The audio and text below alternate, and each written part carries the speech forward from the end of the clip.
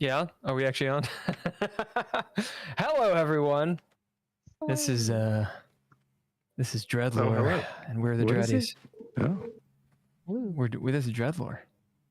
Well, that's who we are. Who is the that? Dreadies. Who's that? Who are that? Who are that? Who is this? We do live plays of tabletop role-playing games, usually the DreadLore system, but we actually play other games too. And tonight we're going to be playing a new tabletop role-playing game called Cursed, assuming The Cursed. Assuming that Adobe Acrobat is not going to be an Adobe product. But before all that happens, I want to give thanks, great thanks, to the people that allow this podcast to happen, doing all the switching, doing all the production and the artwork and such. It's Couchfire Media. You can go to www, you got to have the W's, .couchfiremedia.com, and you can hire them if you wish. They're pretty awesome. I want to thank all lowercase letters for the music, as well as Mr. Interrupt.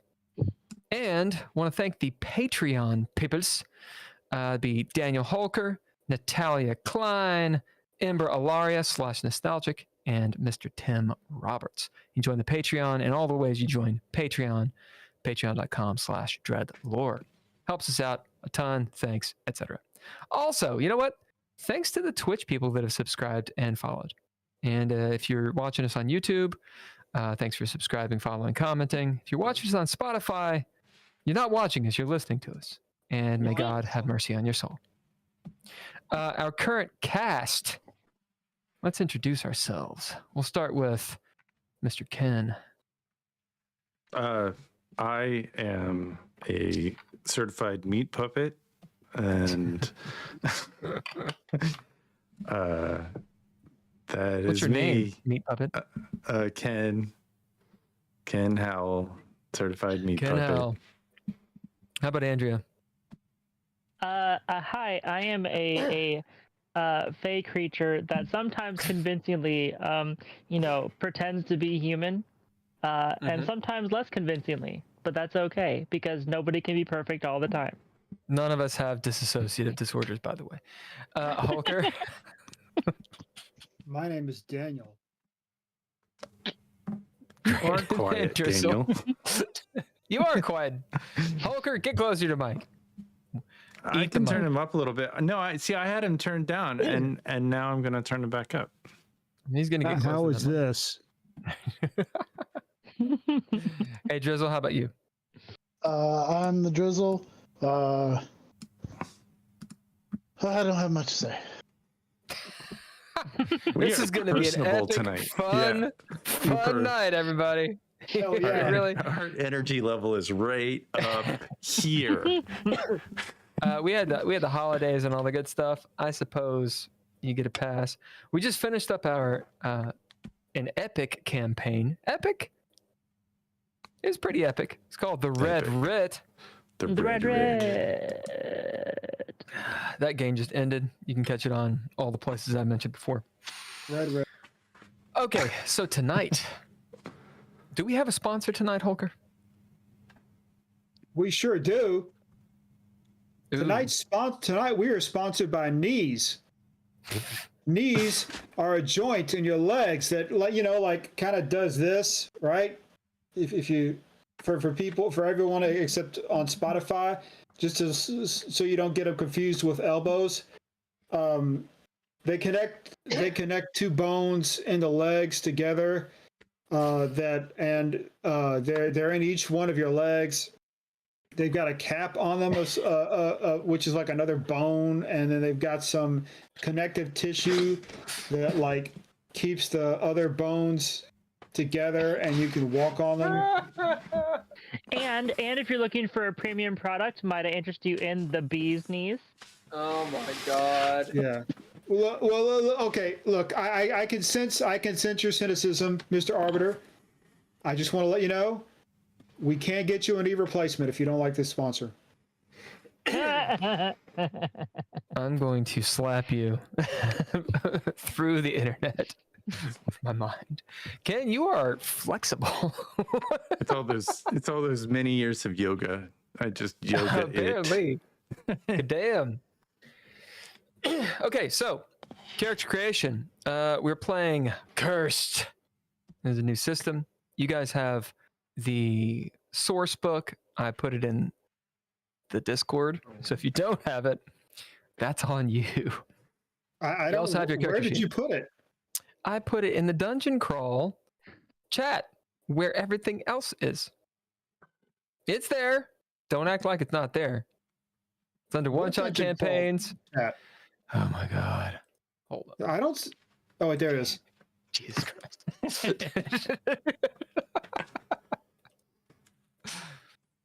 It's a spreadsheet. I'm not surprised. It's fine. Jesus. Need some bourbon for that. All right, so what's the agenda of this game? The agenda meaning the expected game experience. Okay, so all this is at the top of the sheet. I'm going to go through it really quick. It'll be a little bit boring, but this is something that you guys should actually know. Increase player investment in the fiction. That's the main thing. So the rules are supposed to do that. What's the premise of the system? The more involved and invested the players are in what's currently going on, the better the game experience, the deeper the story, and the easier the mechanical difficulties. That last part is important. So the more you guys are involved, the actually easier it is mechanically. And what does curse do? So there is a mechanic called curse. It's how hard stuff is. And curse increases pretty much any time a player takes an action, unless they describe the scene, add to the scene, change the scene in a way that emulates that current curse level. So for example, if the curse is very low, then it's an inconvenient type thing. So you get to a door, you might say, oh, the door's locked. Okay, well, that would be sufficient to have the curse not raise. Okay? But let's say the curse is really, really high, on the order of literally characters are just taking wounds for no fucking reason. Okay, well, the door locked wouldn't be heavy enough of a curse. It has to be like, oh, the door's on fire and spitting lava. Okay. Yeah, that would work. And the curse would not raise. We'll get more into that later when we actually play the game. Suffice to say, let's build characters. So, you guys all have character sheets? Yes. Sweet. Not really, but yeah. You said not really? Well, Where's because I couldn't print it out, and I can't. I'm on my phone, so. Well, how did you expect to do this? I don't know. I didn't expect having to do a whole new character sheet. You mean the character sheet that I made and posted? You didn't think you'd need it? Well, I didn't see that till today, but Sounds like Andrea is cursed. It's like Andrea might be cursed. Like, I don't need that all one. the time. Probably just made that for no reason. Well, I guess I didn't right. see. I didn't. Yeah, but Okay. Well, then in your case, we will do the thing that I did not want to have to do, but we're gonna have to do it anyway. Oh well. Okay. So on a sheet of paper, you write down your name, of course, your character name. One of your stats will be obsession. One will be bond. Then you'll have a stat called aspects. There are 3 aspects. Okay? Tell me when you're ready. I'm ready. Animus, which is A-N-I-M-U-S. Animus, which means spirit. Mouse. Mens, which M-E-N-S, which means mind. And corpus, which means body. Okay, next to these 3 aspects, Each of them will have their own die type. They all start at die 4 or a d4. Next to that, you'll have the number of dice you roll, which it starts at 0. Okay? All right. Somewhere else, put down traits. Now, you can have a maximum of 24 traits. You guys will not have that many. You will start out with 5. All right. If you made a little bit of room for that, maybe give room for, 10 or something. Under that, put moments. The moments are essentially your hit points. Under that, put wounds. When you run out of moments and you take damage, you then take wounds. Take her soul. Now, the way that wounds work, I'll get into, but basically, it causes a roll, and if you fail the roll, you start to die. Underneath wounds, you have slump, yes or no. So, basically, if you fail the wounds roll, you go into slump. Like, you slump over, and you pretty much can't act. Gotcha. There's a little bit of a rule there, but again, we'll get into it later. Okay, somewhere else, this is something that you would fill in. You have skills. You can have as many skills as you want. The way a skill works, if you can apply that skill to something you're doing, it gives you +2 successes. Okay? You can only ever apply one skill to anything. So on your turn, you can only have one skill. You could have 35 skills, but you can only apply one of them. Somewhere else, put abilities. Now, your abilities, they have no mechanical benefit. It's all RP. Abilities allow you to do stuff normal people can't do. For example, magic, or engineering, or alchemy, or piloting, or something. Joe Blow, Schmo, is not going to get into an airplane and fly it. Like, he just doesn't know how. Whereas if you have the ability, you can say, yo, I have the ability to do this, therefore I can do it. So if the arbiter's like, well, hold on a second, how do you fix that machine? You're like, whoa, I've got an ability for engineering. Oh, okay. Well, then you can do that, right? That's what an ability is. Okay. That's the character sheet. Squirrels. Yeah, squirrel talking, for example. Okay, that's the character sheet. Now, there are 5 things you should write down, Andrea, and the rest of you should take a lot of note of, because this is the base mechanic of the system. There are 5 actions you can take. Now, when it comes to your behaviors, what you have your character do, you can do whatever you want, just like a normal in DreadLore or D&D or whatever. But on your turn, you have to announce one of 5 actions. And they do kind of specific things. So, here they are. You can metagame. You can do nada. Really? You can role play. You can sit back. And you can take charge. So, there's kind of something for everyone here, because people play differently. Here's the thing. There are benefits and disadvantages to all of these.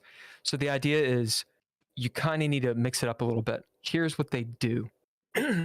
Metagame, +2 curse. So when you metagame, the curse goes up by 2. All right? What does metagaming give you? You give others advice, know what you shouldn't know, you talk out of game, you kind of talk maybe not on your turn. That's metagaming. But that's an actual action, okay? Do nada. And you should write this down, Andrea, because this is very important. These are really important things. Do nada, -1 curse. So it is the only way for you to actually reduce the curse. Okay? What do you get for it? You relinquish control of your character, for good or bad, to the arbiter for the round. So you're like, oh, I do nada. you let the winds of fate take you, but the curse goes down by 1. All right, role play. You get 1 XP. This is the way you get experience, by role playing. Role play is you chat with other characters or antagonists. You can bid a trait to passively change the fiction. Now, you guys know what bidding traits is because you've played DreadLore. If you want to affect the fiction, you have to bid a trait, which means that trait is exhausted until it's recovered, to do it. In this game, in Cursed, if you don't have a trait, you cannot change the fiction. All right? So, if you announce, yo, I'm role playing, and you do it, you can bid a trait to like maybe convince something of you can convince someone of something, or to like sort of change the atmosphere in the room. You cannot change it directly. Okay, that's another action. This is a very fine line here. So if you pick role play, you can't also attack somebody. Doesn't work. Okay?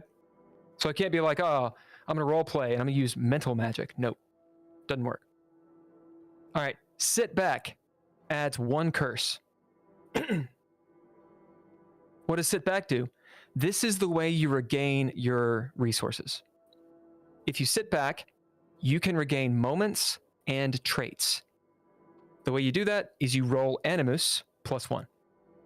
Now, the dice, they work just like DreadLore. So it's 4 to 7 is 1 success.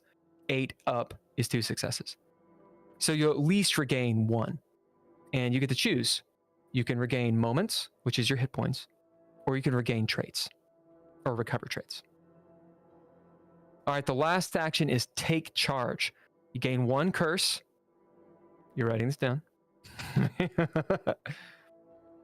When you take charge, this is literally forcibly affecting the fiction. So you bid a trait, and you do a thing. Okay. Rolling. Go on. So on sit back, when it says roll Animus plus 1, that means not 1 to the die. That means 1 trait or moment. No, it means you roll Animus, you count your successes, add 1 to your successes. Add 1 to the successes, so that's okay. So it's 1 success plus whatever you roll. Okay, so it's success and not just 1 to the die. Correct. Okay. Okay, when you roll when you're reacting or resisting an attack or an effect, or after taking charge. Those are pretty much the only moments. I did leave it in there that in role play you might need to roll, but we're going to find out if that's the case or not. We'll see how it works. Okay, so rolling. Once we've created the characters, it'll make a little bit more sense, but your 3 aspects start at D4 and at 0 dice, which means right now, none of you have any dice, okay? You can bid traits to do stuff, so threshold 0, the difficulty, you would accomplish. But if the threshold is 1, you'd fail, right out. So the idea is, when we make characters, you're going to gain points, and you can put those into adding to your die pool, or increasing the die type. So you get 5 points. You can add it to your die pools. You can add it to your die types. It's up to you. It is absolutely possible to have 0 dice in something in this. Okay? Obviously, the numbers are quite low. So for example, let's say you put 1 into all 3 aspects. So Animus, Mens, and Corpus. That means you'd have 1 D4 in all of them. You got 2 more points. You'd be like, okay, well, I'm going to add another die to Animus. So now, if I'm going to roll Animus, I would roll 2 D4. Let's say I take my 5th point and put it in Animus die type. So now I have D6s. I'd have 2 D6s for Animus, 1 D4 for Corpus, 1 D4 for Mens. Does it make sense? Mm. Okay. So it is straightforward, but, this is the first time you guys have ever heard anything that I'm saying. So feel free to ask questions. But take those 5 points, allocate them however you want. Into Meanwhile- the three different areas. or into one. It's up to you. You could be like, I want all 5 into Animus. Boom. Yeah. You have 5 D4 in Animus, but nothing else. The maximum is 6. So you can't go Okay. above D12, and you can't go above 6 dice. Oh, let me tell you another thing. Your moments are calculated with your mens and your corpus. So for example, Okay. if you have no mens and no corpus, means you have no moments. So if you get hit, you immediately take a wound. Well, see, and that's what I was about to ask you. And I was like, wait, we haven't heard what these two do. So. Right. Now, are you saying the number of die or The number of die. type? The number Okay. of die. Yeah. So the idea is, what do you use these things for? So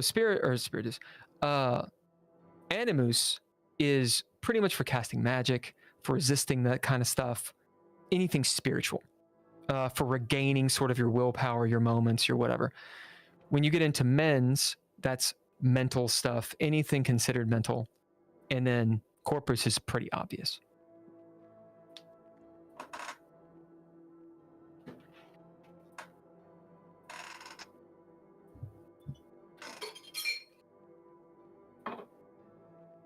Now you have 5 traits, just like in DreadLore.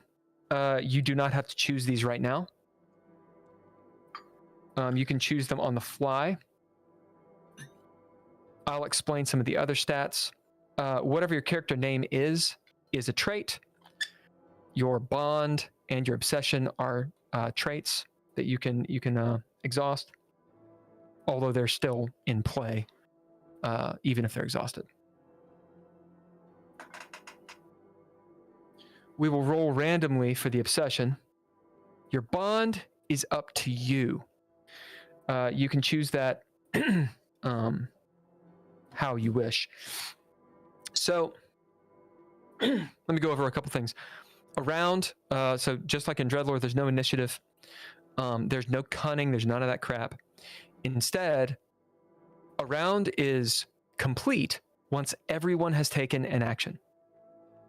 So all the antagonists and all the players, once that's happened, a new round starts. So the game runs in rounds. Rounds can last for a very long time. It's all about the fiction. Let's see. Okay, so your bond, you have 1 bond. You can gain more of these. This is what it is. One's bond takes the form of that other character's name. So your bond is to at least one of the other player characters. So in this adventure, you guys are going to start knowing each other. You're going to be already a group. You might not like each other, but you are together, and you're not breaking up yet. Things are relatively good. You have to have a bond with another character. So that character doesn't have to bond with you. It can be a non-mutual bond. But it's the idea that there's always a reason that your character gives a damn about another player character. I feel like we might need an X card for this one. Right. It's up to the player with the bond to determine how the connection was made and why it's so important. So that's something you guys figure out as you role play, and you can figure out during the game. But the idea is you want that bond, and it's something you can bid. Okay. Get into a couple things. Obsession we can roll randomly for here in a moment. Here's a few ideas. So when you're out of moments, when you've taken too much damage, you start taking wounds. Every wound you have, you make a little tally. That is the threshold you have to beat to avoid going to slump. So if you have 5 wounds, it's very difficult. If you have 2 wounds, you're sort of like, not Faramir, like Boromir. You got stuck a couple times, but you can still keep going. If you go to slump, all right, you're on death's door. You cannot announce an action, nor can you take any other meaningful action which affects the fiction. You're slumped over. You can crawl around, you can like moan, you can kind of talk, but you're on death's door. If you're in slump, there's one thing other than that you can do. Is it a It's last special hurrah? action. It's a last hurrah. You can say last hurrah, Hoorah! and you take one final action and you die. So you can do that, which is pretty cool. And the last hurrah allows you to take one of the 5 normal actions. So you can take charge, you could help everybody out, you could metagame, oh, the bad guy's that person, and you die, whatever it is you want to do. Okay. Does that generally make sense to you all? Give me nods. Yes. So, cursed level. You don't need to know a lot about this, but you don't want the curse to be high. I will briefly go over it. Level is 1 to 6, and this is how it works. Level 1 is inconvenience, 2 is danger, 3 is Murphy's Law, 4 is perilous, 5 is 9th layer of Hades, and 6 is going down. They are exponentially bad. Here's a couple examples. They're based on tallies. So 0 to 2 curse is inconvenient. That's a locked door, slippery surface, a busy person, there's no manual. When you get to 3 to 5, now it's a trapped room, a broken machine, faulty ammo, there's more foes, okay? And it goes down from there. I will keep track of the curse. You guys can as well, but I will definitely keep track of it. And you guys can ask, hey, what's the curse? And I'll tell you. All right, what's the cursed level? The important thing is when you take an action, regardless of the action that you're taking, you have the opportunity to describe either your character's behavior or something about the fiction. And you want, in addition to whatever you're doing or whatever, it needs to be something to mitigate the curse, right? So like I said before, okay, there's no lights. Oh, the lights sputter out. You have to do that. If you don't, it's kind of like Uno. If you don't, I roll a d6. And depending on the curse level, something happens. So for example, let's say the curse level is 1. Well, I have to roll a 1 on a d6. So probably nothing happens. But if the curse level is 5, if I roll a 1 to a 5, something definitely happens. And I've got a little terrible chart of a whole theme park of crap that can happen.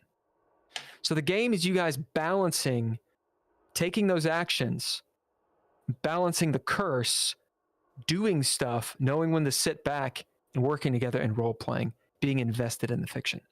We're going to see if it's travesty or not.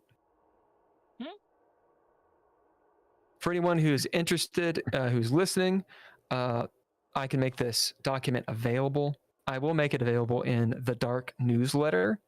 It will be free. You'll get the character sheet and the source book, and it has some details on how to run. It is good to be familiar with the DreadLore system, specifically just for dice and such. But let us know in the comments if you want to know. Cheers. Jeffrey suggests that we X-card the my X-card idea.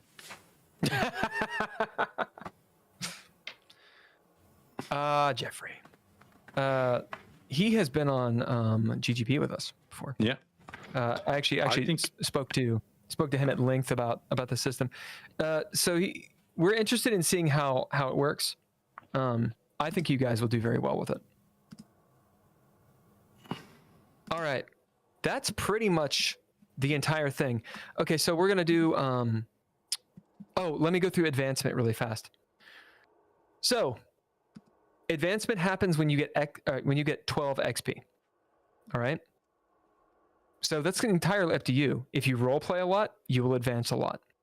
Although roleplaying, while great, also doesn't move the plot forward. So you kind of have to do both, right? What you can do with an advancement is this. You can gain an ability. You can gain a bond. You can gain a skill. You can increase the die type of any one aspect by 1 step. or you can increase the number of dice of any one aspect by 1. Now, let's see. You gain an XP anytime you take the roleplay action and you resolve the curse. Okay? So just announcing, yo, I roleplay. That does not get you the XP. You have to also resolve the curse. Resolving the curse, that mechanic, is specifically on your turn when you're describing, saying, okay, I'm adding to this curse. This is how the scene changes, or how you're taking it on yourself to describe how the curse is instilled in that scene. If you don't do that, it's not resolved by you, it's resolved by me, and you don't get the XP. Okay? Is it true if you do nothing, you resolve a curse? Or is that just... You still have to describe. So, for example, if you take the action do nada, yeah, your character doesn't do anything, but you have to be invested in the fiction. If you don't describe something, you don't resolve it, I do. Uh-huh. So the curse does decrease by 1 because that's the action, but you still get the effect of the curse, right? So the idea is the fiction is always changing regardless.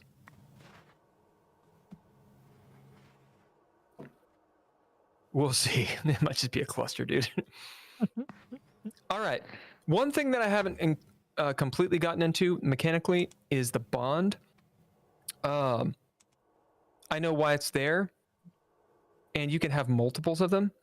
I am not entirely certain what I want with it. I think maybe you can bid your bond to get an extra die, but that's not technically in the system yet. So we're just going to keep it simple right now. Okay, obsession. All of you roll a d20. What is a d20? I know, right? That's I stupid. haven't rolled a d20 in like 2 years. No, dude. I could say 2d10, but then Jeff would get mad at me. He'd be like, just roll a d20, dude. Yeah, but then you can't roll a 1 on 2d10. Oh, yeah, I guess you can roll a 1 on... No, you can't roll a 1 on... Yeah, you can. You can roll a 0. So I rolled a 1 on my d20. Oh, Hell yeah. shoot. I got a 20. Oh! All right. I got a 13, which is fame. Ooh, fancy. Nice. 12. What'd you get, Drizzle? Did you drop your dice? 12. 12? Okay. All right. So, Hulker, you rolled a 1. So you got an addiction. You get to determine what that is. He's playing Nord tonight. Ken, you rolled a 20. So you have, your obsession is warmongering. Well, I mean, you do what you can with what you got. Drizzle, you rolled a 12. So you have ethics. Or maybe etiquette, either one. And then Andrea, you rolled a 13. So yours is truth. Wait, 13? Did you say 13? Yeah. Yeah. So it's truth. This is your obsession. Oh, doesn't- sorry. I was reading it wrong way. I see. Yeah. So it doesn't mean you have to do these things. It's just, something you're obsessed with. All right. So what does obsession do?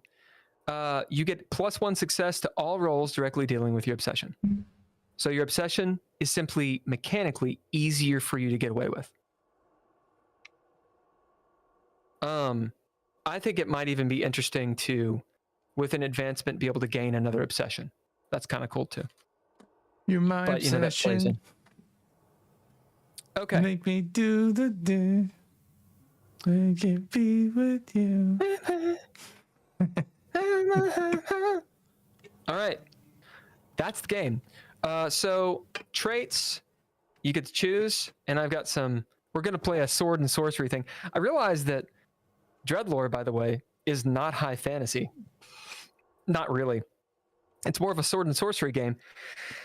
I was looking up definitions. Regardless, we're playing a sword and sorcery game tonight. Think Conan the Barbarian. You're still in the world of Craster. All right, so you guys know that world a little bit. You're in the southern continent of Azraelia. Think of sort of Alexander the Great, Persia, or if you've seen the movie 300, that's the feel of Azraelia. All right, so there are no classes, but this is going to be an extra trait for you guys to choose. So it's sort of like an archetype for your character. So I'm going to give you 5 options. You get to choose one. All right. The Blade for Hire. This is a hardened mercenary or sellsword who thrives in the heat of battle. Their skill with weapons and pragmatism make them a reliable and deadly ally. So that's the Blade for Hire. There's the Shadowed Strider, aka the Rogue, or Thief. A cunning rogue, a thief, a scout who moves in silence, strikes with precision. There's the Spell Seeker, or the Mage, the Sorcerer. A mystic or sorcerer wielding arcane powers drawn from the forbidden knowledge of dark pacts and the DreadLore book. Number 4, the Ironclad Avenger. So there's a warrior with a cause, whether it's a disgraced knight, or a Templar seeking redemption, or a zealot on a holy quest, or a lone protector of the weak. This is the knight type of character.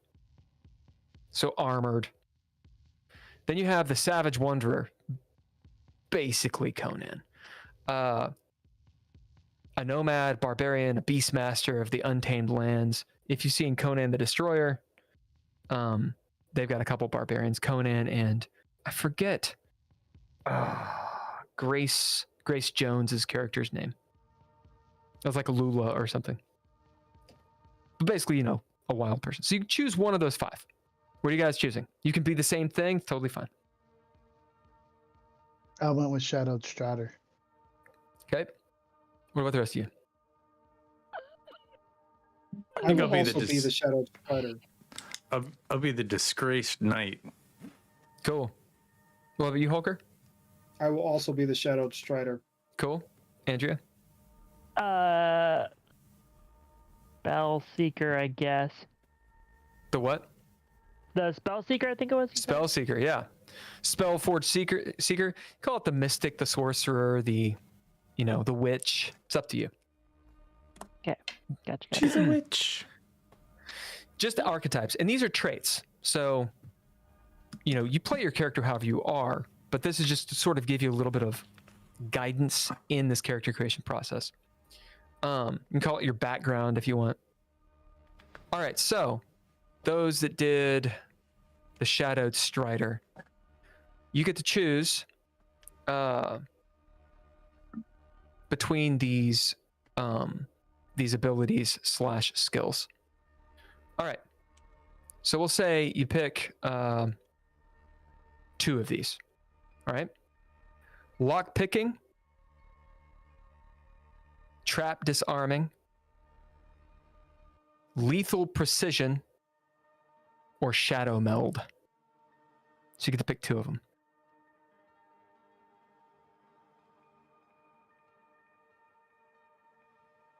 And we'll call these skills, actually. That way, when you use them, you get the +2 successes.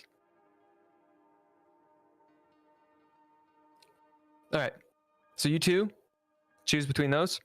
For Andrea, you can choose between 2 of these. Destructive sorcery. So blow up magic. Magical insight. This is the ability to sense and analyze magical traps, curses, enchanted items with ease. Ritualistic summoning. That's you're channeling the power of forbidden rites. You're gaining knowledge from the spirits. You can summon sort of ephemeral creatures and stuff.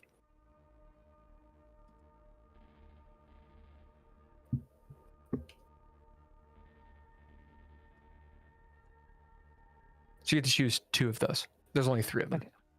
Gotcha. Okay, and Ken, did you do the Ironclad? No, Or I did the Disgraced Knigget. The Knigget? Yeah. Okay, so that's the Ironclad Avenger. Okay. Oh. So get to choose 2 of these 3. Heavy Weapon Master, Inspirational Presence, and Unyielding Will. So unyielding will is resisting pain, fear, mental manipulation, etc. Inspirational presence is rallying, boosting the morale, strength, etc. And then heavy weapon is pretty obvious. Yep. Okay, so Ken, you will start. So those are skills that you get. You will start with a battered but well-maintained shield, armor, and a weapon of your choice, which we'll get into in a second. For Andrea, you'll start with a staff, as well as a tome etched with glowing runes, wizard robes, or the like. For the Shadowed Striders, you're both naked. I'm kidding. You both have hooded cloaks. If you want light armor. And you both get an ability called Knack. And what that is you kind of have, or hunch, you have a knack for uncovering secrets or treasure.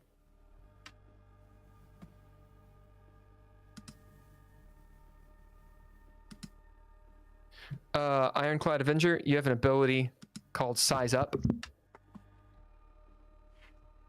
where you can tell like kind of the power level or the condition of someone. Or you're good at doing it, is the idea.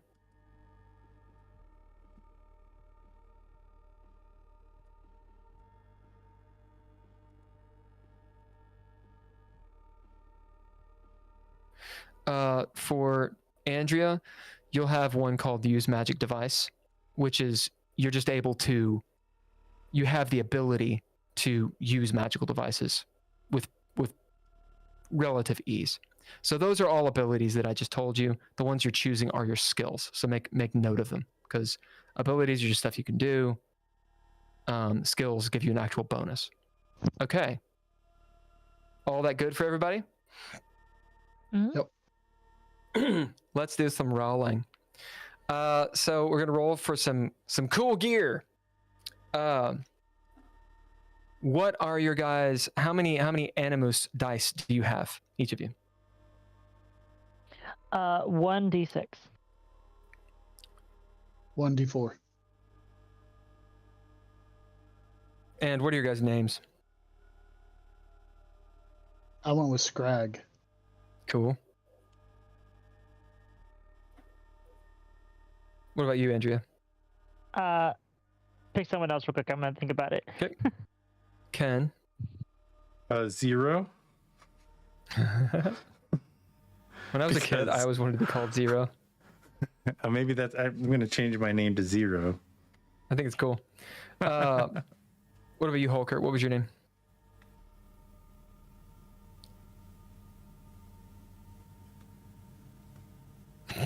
I am Knee. You know, in a weird way, it kind of works for sword and sorcery. All right, Andrea, you got a name yet? Okay, so yeah, Ambrosia. Ambrosia. Cool. Good name. All right.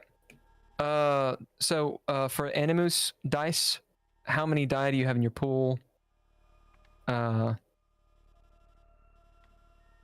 Knee and 0. I'm going to go 0, I think. You have 0, okay. And what about you, Knee? I have what in Animus. Yep. 1. Okay. All right. All of you roll a d100. 0.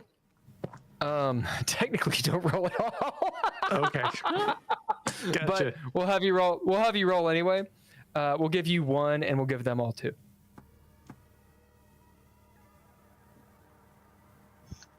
I got a 66. I'm not making this up as I go along. So, and Okay, so for the rest of 85. you, roll twice. Oh, shit. Okay. I got a 96. Ooh. All right. We'll deal with 0 first. For 96, you have a finely crafted leather pouch, perfect for carrying coins or gems. What did you roll, Nee? I rolled a 35 and a 47. Okay, you're 35. A small mirror with an ornate handle. For your 47, a map showing an unmarked location deep in the forest in the crag. That will definitely be useful in this campaign. How about Ambrosia? 85 and 78. 85. A cloth of dried tobacco leaves. A cloth bundle of dried tobacco leaves. And then what was the other one? 78. 78. A simple leather pouch filled with dried mushrooms. Nice. Uh-oh. Oh, this is perfect. Uh-oh. Oh. And what about Scrag? I'm gonna make it easy on you. I got a 65 and a 66. Whoa. A weathered tome on basic alchemy contains a few useful recipes. And you also, where did you get that? I think you stole it, maybe? Yep. You say 65 and 66? Yep. 66 is a bundle of dried flowers said to have healing properties, which it definitely does. Okay. So Wing. this, I realize this might be, I don't know if this is even feasible, but could I please have an ability called Summon Cauldron? I mean, when you advance, yes. Okay, fine, fair enough. Let's see, because it'd be a spell, right? Fair enough. Yeah. So obviously, you know, one of your abilities is using magic devices, so that's cool. All right.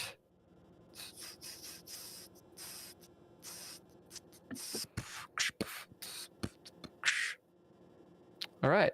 So once Ken gets back, we'll start this adventure. What do you guys think thus far? I don't know. We'll find out. Yeah. I feel like this could get very chaotic very quickly. Mm-hmm. Yeah, probably. So even at Probably. zero, something has to be inconvenient. Correct. Yeah, so it's called cursed because you're cursed. We'll see how the mechanic works. The idea is the players benefit from being invested. So actually, so long as you're taking other than the metagame action, you're only increasing the curse with 2 or 3 of the actions. And so long as you resolve it yourself, curse never goes up. So the idea is that Okay. so long as the players are involved and invested, curse doesn't raise. The moment that you're like, I don't know what to add, or it doesn't make sense to add, that's when it starts raising. And you have to balance that. The goal of the system is to get the players involved, and you're telling a story, and you have something to do. Like the system gives you answers when you kind of don't know what to do. Otherwise, we're in the mind's eye theater. That's the hope. We'll see if that actually works or not. Okay, let's see.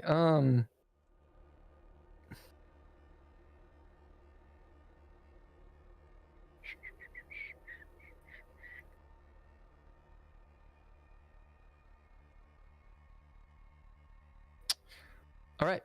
So, any questions? So because I have 0 animus, does that mean anything? Other than It means that when it comes to spirit, you're just very weak in it.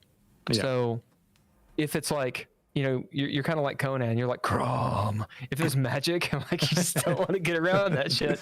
Okay. Because you're not going to resist it. If it's threshold 0, you can bid a trait Yeah. to resist it. but otherwise you don't have anything to roll. Sure. Well, I mean, that's one of my skills is unyielding will. That's Does that true. help? Unless you have to roll. Yeah. So you I guess said if you're right. in our when we put like the character category we decided on, we put it in our traits. Is that included in the 5 we get, or is that in addition to? It's in addition. Okay, Yeah, those are in addition. gotcha. All right. So this is the way that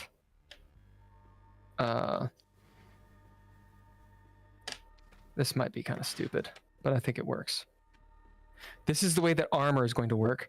If you're wearing armor, you got light, medium, and heavy. It just adds to your moments. Okay? Okay. So just like in DreadLore, you just have more moments than someone not wearing armor. Yeah. And I think actually I'm going to just simplify it a little bit because I like to simplify. Okay, so light armor, you get 2 extra moments if you're wearing that. Heavy armor, you have 4. And we're going to say that there's no medium armor. Okay. All right. Well, I'm going to go with heavy armor because I'm a tank. Tough tank dude. Yeah. Okay.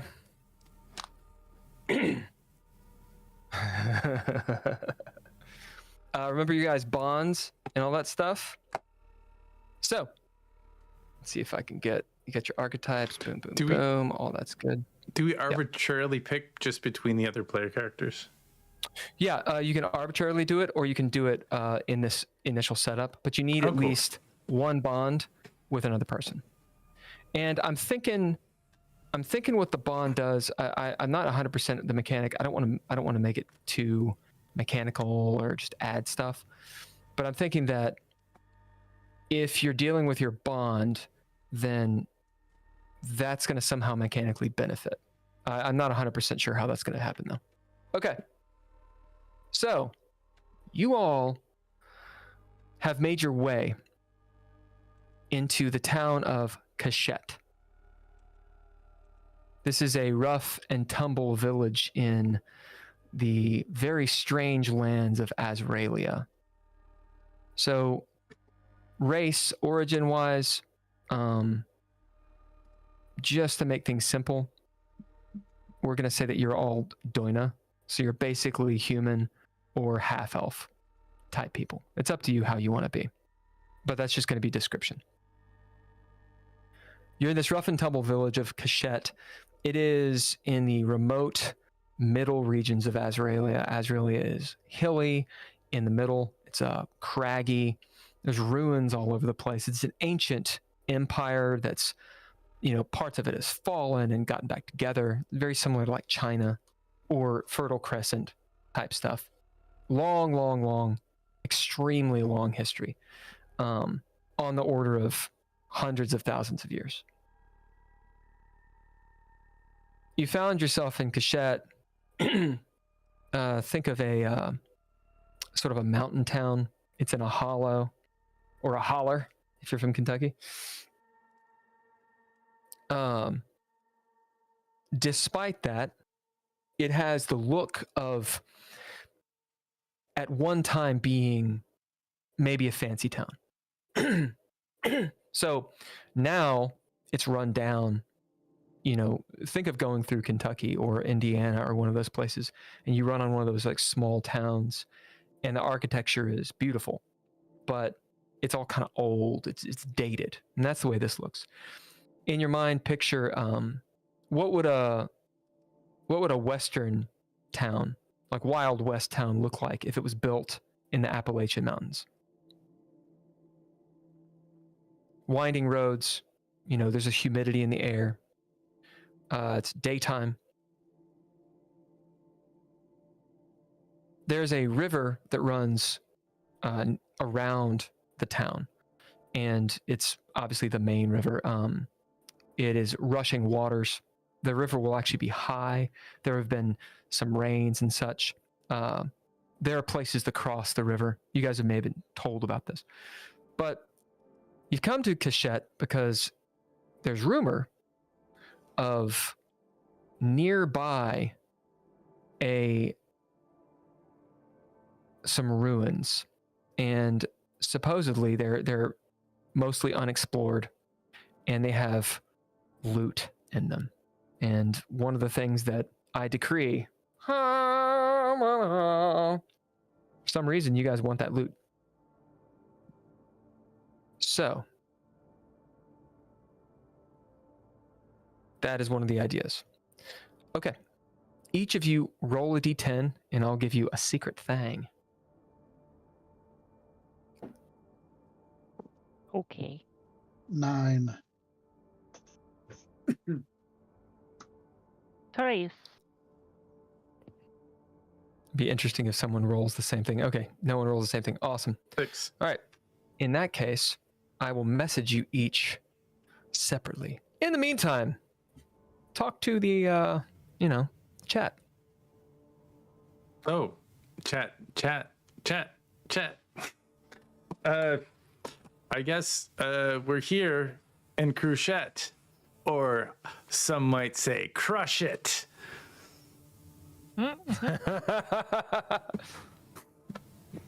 Azraelia, I want some loot. You would think my voice is deeper. Yes, but it's not for some reason. Probably some Who are you guys some gold again? and jewels. Stuck What to are some your guys names? been dead for 1,000 years. I'm Nee. I'm Neat. in Be kind of cool if Brosia. be cool if your name is Omni. Yeah. I love it. No, it's Nee. Holker, knee, excuse me. So Scrag, I've messaged you. Yep. Knee, I'm gonna message you. What was the number you rolled? A 5? Was it 5? I can't Yes. see you. I need an Yes, he affirmation. did. Okay. Yeah, Okay, he rolled a 5. Continue. And young, beautiful maiden, what is I'm your... Ambrosia. Ambrosia, you know, That's like that good old Ambrosia wine. That's a Sure, you've fancy. heard of it. That's a fancy accent you've got there.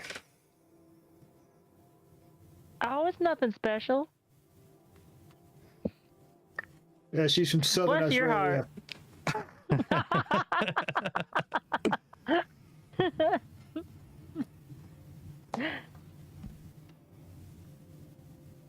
Well, it's mighty fine to meet you. Nice to meet you too. Lord. All right. And what did No, you roll? no, Will. It's Lord. You gotta say Lord, Lord. Loudy. Lord. No, are we northern? Are we North Carolina? Or are we Kentucky? Because Loudy. Kentucky. Yeah. All right. What did you roll? Did you roll a 6? I did 0? 6. Yeah, sign of the beast. I rolled 3 6s. Oop, shoot. Getting used to the new setup. Oh wow, this is kind of annoying. All right, cool. Yay! Discord. Oh.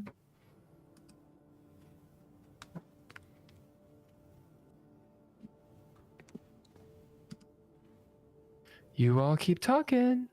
I'm What are your all's bonds? You all, you're sitting in the tavern. This is called, let me give you a little something to go on really quick. You're sitting in the Rusty Tankard. This is a grimy tavern with cheap ale and shady patrons, a central hub for adventurers and mercenaries. In the center, there's going to be kind of like a longhouse. There'll be a coal pit with a big pot, like a massive pot full of whatever the today's stew or this week's stew is. They just keep on throwing stuff in it. This is a place that nobles would snub their noses at, but whatever the brown bound is, is delicious. Big crust of bread.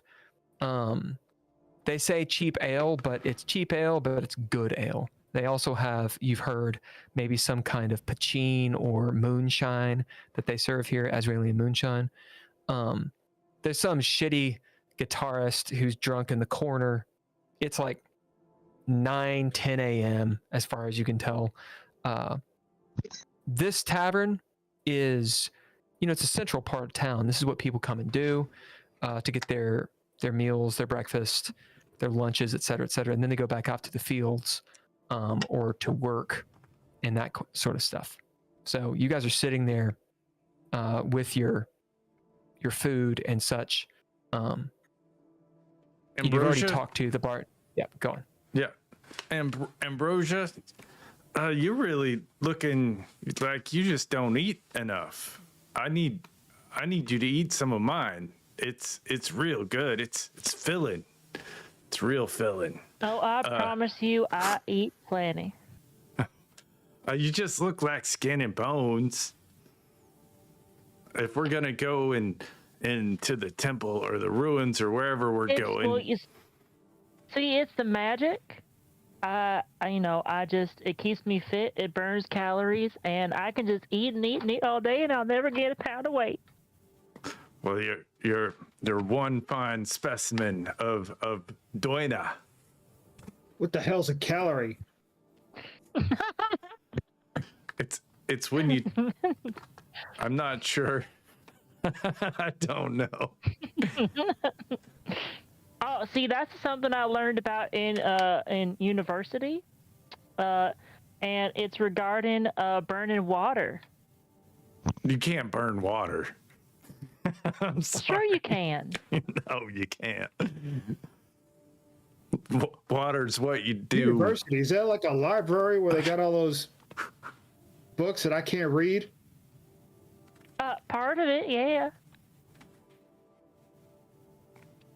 Do you just get paid to look at those things all day? Well, no, I had to pay to go, but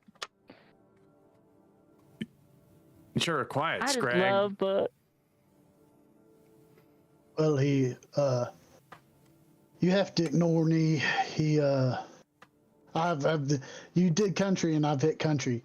I think this is a country episode. Are you kidding? We're all from Southern Australia.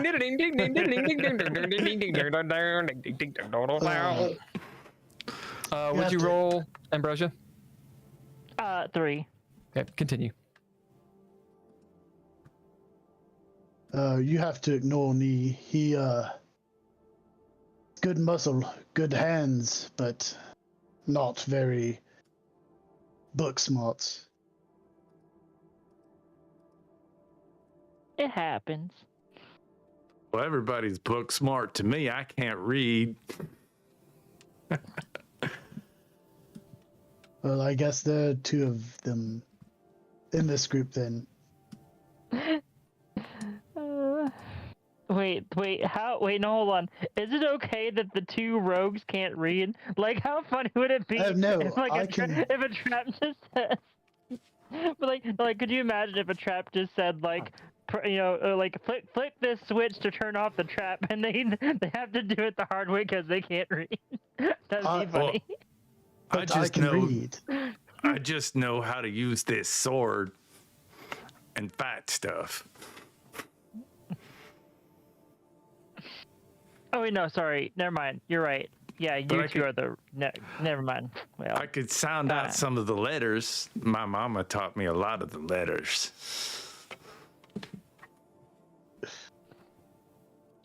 I feel like And I'm just did being she bad also to tell my you people. about boxes of chocolates? Eat as many chocolates as you can because it's good. All right, so this reminds me of something, and Holger, thank you for reminding me. On your sheet, write secret, and you have 1 secret. You can choose to divulge that at some point in the game or not, but it's something that your character simply has. We'll say that if you can figure out someone's secret, then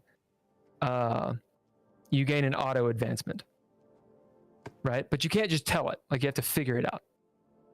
Okay? All right. So, as we continue, I love everything you guys are doing, by the way. Everything.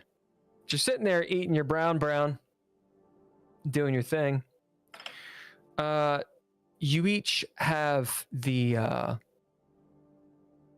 secret thing that I messaged you. It's you can call it a motivation. Something on the back of your mind. May or may not have to do with this adventure, but it likely will. And it's a motivation for your character to be interested in going to dangerous places to search for loot. Right? So whether you find it in the place you're going or not, it is a motivation for your character to do that. And you can role play however you wish. You can make this known. It's up to you. Then again, you don't know who else is looking for these things. Okay. As you're all sitting there, you notice the tavern owner, or the bartender, I should say. This dwarf. She is. She looks like she's maybe in her 30s or so, and she's cleaning glasses and such, all the stereotypical bartending stuff. She's making cocktails, and the big martini glasses, and it's one of those things where you're in such a shitty place, and yet you see this bartender really getting interested in cocktails that no one is going to ever buy. She'll be like shaving some nut thing on it and putting a garnish as someone comes up and says, give me another ale, and she pours the slop ale and gives it to him and hands him a big old wooden spoon for the brown. Yes, bartender, I'd like another IPA lager. She kind of looks over at you. Describe your character real quick. Zero. I'm wearing a full suit of armor. My helmet is off. I'm sweating profusely because it's probably pretty heavy. I smell bad because I sweat a lot. I look like a tank that is surrounded by a tank. What is your character's name again? Zero. The quintessential knight, but I'm not shiny. My armor is not shiny. It is dull and maybe rusty in places, and it is not. It's not ornate. It is just functional. So, as you saddle up there, what action are you taking? I am going to buy a drink for Ambrosia. Yes, but what action are you taking? Oh, I am going to roleplay. So you do roleplay. The cursed level is 0 right now. I don't see any reason why the Arbiter can't make it higher at starting out, but it's 0, which means it's an inconvenience. So you go ahead and roleplay, and you get an XP if you resolve the curse. As you walk up to her, she kind of looks up at you. She won't be Scottish because they're always Scottish. They're always Scottish, always. And she says, "Well, I'm making a black Manhattan right now. You sure you don't want one of those?" She kind of has a twinkle in her eye. What's a black Manhattan? Well, a black Manhattan is a little bit of this right here. She pulls up like a jug that has a skull on it with like 2 X's. A little bit of this, a little bit of this wine here. You see there's like floating like herbs and spices in the wine bottle. Nice. That's fortified wine. So you got take both of these. You add some of these right here. Picks up another thing that looks equally as alchemical. Do you think it impressed that fancy mage over there? She kind of looks over, eyeballing Ambrosia. I mean, maybe. I suppose it depends on what you fancy. Well, I don't know. I fancy the fancier things in life. Maybe I'll get one of them black ambrosias for her, and I'll take just one of them normal lager IPAs. You calling this a black ambrosia now? Well, That's a good name. She's like, thinks about it. Thank you, friend. she starts, making a black ambrosia. Okay, how are you resolving this? Adding to the curse. I pull out my coin purse and pay the woman because I got a really fancy leather pouch that's good for a coin. Yep. Okay, so you don't add to the curse. All right. Let's roll this real quick. So it gives a 4, so nothing happens. So I needed a 1. I got a 4. As in fact, you do have enough cash. You got some coins, some bits, basically a big silver coin that's been cut up, and you pay for it. She hands you the drinks. Actions on the rest of you to take turns. So Zero has already acted, so now you all have to take actions. Okay. I'm going to role play. Cool. And so Nee, how long has it been since we've been on a mission together? It's been a while, hasn't it? That time we were hired to steal that thingamabob? So since Nee is also encountering this, Nee, you're taking your action at the same time, so what are you doing? As in, what action are you taking? Nee sits there. Well, what's the Stares action? intensely in. Huh? What's the action? Nee goes to the bartender and orders a beer. I mean, do you metagame? Do you do nada? Do you role play? Do you sit back, or do you take charge? I will do nada. Okay, so your action is do nada, and then you can describe your behavior as Scrag literally just started talking to you. Well, I guess that's all he's. Doesn't really matter. Cling cling. Oh, there went my fork. Well, I'll have to go get another one. Nice. As Scrag drops his fork, meanwhile, Nee sort of gets up and walks by, ordering a drink next to you. Ambrosia, actions on you. I'm going to roleplay. So, Ambrosia, takes a. The food, is it like the way you describe it? Is it kind of like more like a soup? It's like a stew. Stew. Okay, yeah. So Ambrosia, takes her spoon and takes a bite. And wow, this is okay. I mean, I could have done it better myself, but I mean, it's and she'll look around at the bar. For a place like this is not too bad. And she'll take another bite. And as she does, she'll actually choke a little bit on a bone. Maybe I spoke too soon. I think the cook needs to do better care of his cooking.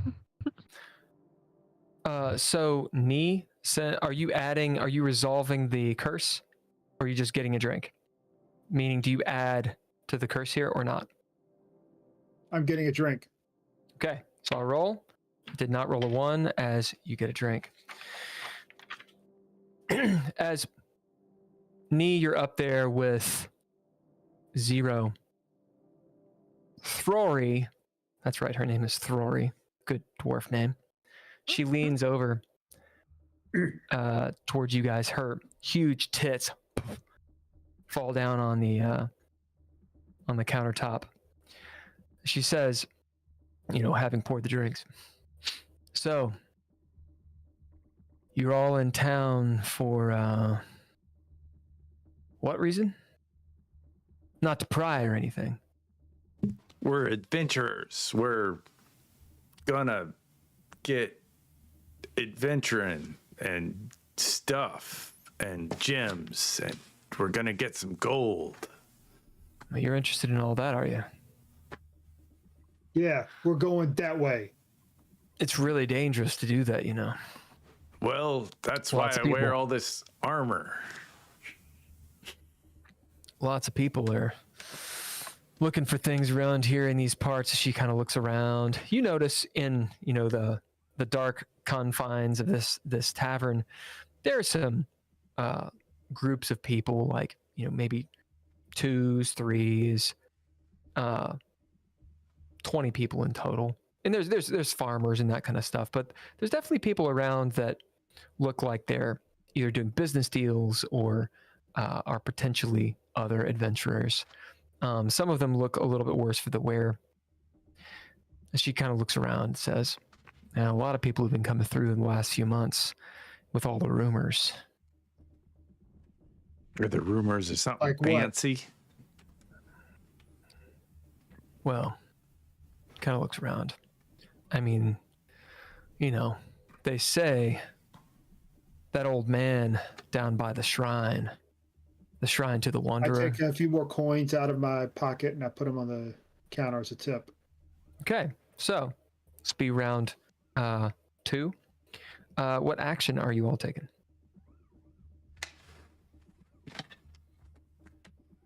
I'm gonna roleplay again. Yep.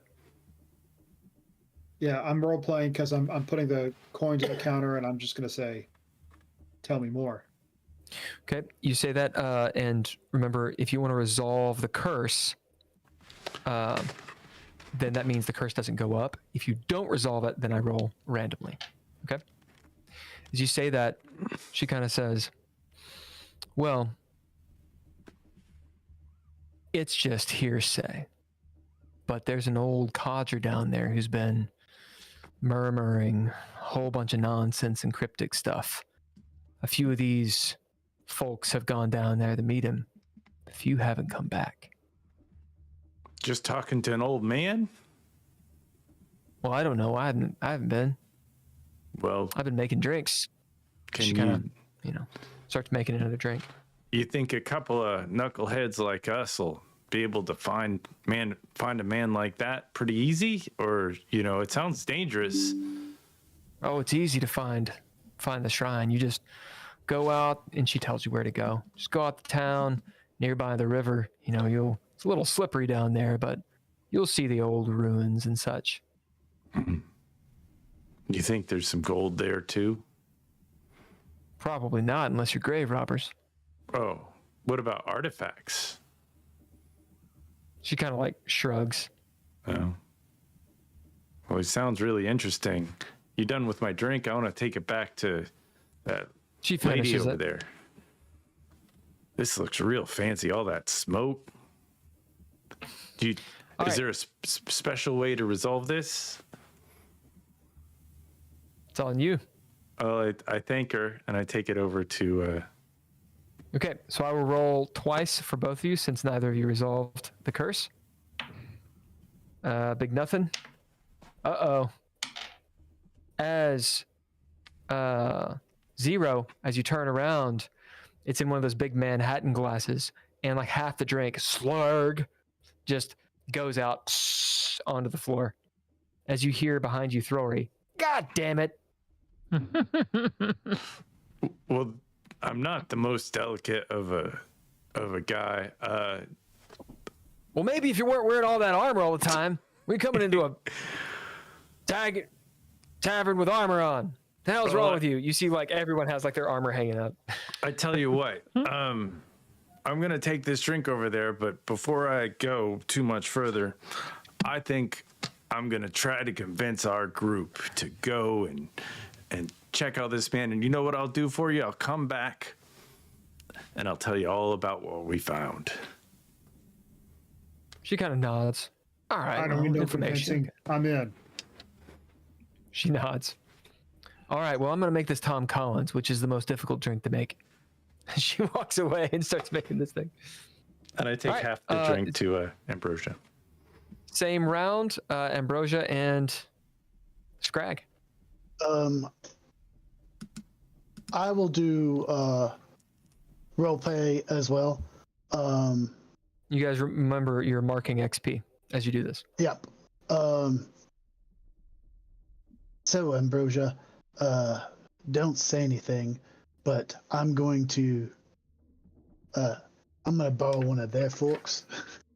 And I reach over and I grab Nero's fork and I pull it over. And as I'm pulling it over, he sees me do it, but I'm not paying attention to him, and I just start eating with his fork, and I'm like, was it the big chunks that you had the bone in, or was it the smaller chunks? All right, so really quick. So you all know right now the curse level is at 3. So anytime you don't resolve, the curse level does go up. It just doesn't necessarily affect the scene. So I'm rolling, I'm not getting it, which means the scene doesn't change, but the curse level is still going up. So right now you're at Murphy's Law, which is what's likely to go bad does. Grenades, the grenade is a dud. Baddies already know. Like, you're getting at a level that is starting to suck. As you do that, Scrag, and as you're pulling out the fork, you see that the fork is not clean at all. And as you wonder, maybe, is that Zero's fork? So you look over and see the table hadn't been cleaned when you sat down. You have no idea whose fork that was. And there's this bitter taste in your mouth as, what did you just eat? Now, mechanically, because I tried to, but I didn't know I was at the different level. So that still counts as resolving it. Okay. Right. Yeah. So you resolved it, yes. But I'm making it worse because you're making it, Murphy's Law is a little bit worse. Right. Yeah. Okay. So I'm also going to role play. Okay. And Ambrosia, sort of seeing him make the face he does. Oh, did you find a bone too? Oh, this is not I'm like, I purposely just dropped this fork. I shouldn't have picked that one. And so Ambrosia leans forward to have a look at it, and as she does, the leg on her chair breaks, and she actually face plants into the table. Oh, I love it. All right, Ambrosia, roll a corpus to see if you resist damage, because this is Murphy's Law. So what's likely to go bad does. It's one of those I fell and broke my hip type thing. Meanwhile, 3? Scrag, roll corpus to see if you get poisoned. 3 successes. Or I guess 1 success because I only have a D4. Yeah, so it's always about the successes. Yeah, so 1 success is perfectly fine. The threshold is 0. As you hit your head, maybe you catch it right at the end, and you do not bust up your face. Okay. I had 1 success as well. Okay, 1 success is all you need. Threshold is 0. As you kind of like, your stomach rumbles a little bit, but you're a tough adventurer. Oh, all right. Oh, Ambrosia, here, let me help you. All right, top of the round. Actions on all of you. I will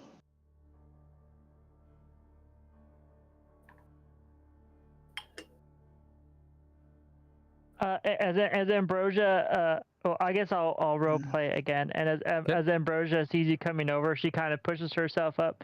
You know, I have to keep on reevaluating my opinion of this place because I'm willing to give the benefit of the doubt, but honestly, I'm starting to think this place is not on the up and up. I'm gonna sit down next to her and put the drink in front of her and do nothing. And as she Do not. and as Ambrosia like sort of puts her whole weight back on her leg, she actually partially steps through the floor. like she doesn't actually like step through, but like her heel like basically goes through the floor and she kind of stumbles backward a little bit. Okay, this is Murphy's Law, so it's a little bit harder than that. One of the other things that it can do, this is level 3. So the idea is like multiple things can go wrong. So if it's like multiple wrong things. So you back up, you kind of start falling. It's a dirt floor. So turns out that there's a basement as you kind of stumble and the ground kind of shifts underneath you and you hear a creak, Ambrosia. So of course, mark your XP for 0. You're doing Nada, which does lower the curse level, but it still invokes a roll unless you resolve the curse. Well, I don't think anything is going to help. So I think I'm going to resolve myself to okay. Resolving the curse means you add to the fiction in accordance with whatever the curse level is. If I saw so it's a what negative. I saw in front of me, I start to hear the floor crack underneath because I'm pretty heavy. So I'm guessing that the floor is not very strong. Yeah, they built that basement. They dug that basement after the fact. I'm gonna resolve whatever you resolve is, it there. Yep. It's gonna happen. It's gonna happen, and I'm just gonna sit here and wait for it. So you resolve it, which means I don't roll, and the curse goes down by 1. So you guys are actually at level 1 right now, inconvenience, rather than level 2. So that was a good move. That said, we're gonna see, as 0, you hear the. You can tell like you're kind of on thin ice. Oddly enough, like what is beneath you? It's must be some sort of trap door or stow room or something like that. But it might actually cave in. You're not sure. Okay, Scrag and Nee, it's on you. I am going to also do Nada, but as Ambrosia starts to get up and stumble, she hits the table and it tips my stew onto me. I'm like, oh. As you smell like boiled meat. As the stew spills out and goes everywhere, it's hot. Not scalding or anything, but it's all over you, like you peed yourself. And you see the stew soak into the ground and go through some of the grooves, and you can see there's an outline of a trapdoor or a stow room. The curse level is 1 right now. Nee? I'm going to roleplay, and I'm going to walk back over to where all the spilled food is. I'm going to go up to them and I say, "Smells a lot better over here. This is what they call perfume." It's just the spilled meat. Oh. Well, definitely an improvement. I bet I don't smell that good either. Maybe I'll just spill some of that stuff on me too. Then again, we step outside of here, there might be wild animals that smell that. As you do realize you smell really tasty. Okay, as we move ahead a little bit, the days wears on somewhat. You guys finish up your food. maybe move the table off of the trapdoor. Throry will actually come over and be like, "What the hell?" And she helps you move the table and whatnot. She'll actually explain what this is. She says, "Oh yeah, that's the storeroom that I let the blacksmith, come in. I hired him to build it, and he said it was going to be just don't stand here anymore. All right, you guys are still in the tavern. What are you doing? You have your motivations. You have your whatever. Your bellies are full. Do you like that drink that I gave you, Ambrosia? I'm gonna role play with Ambrosia. She said it was the best that she made. It was called a black widow or something.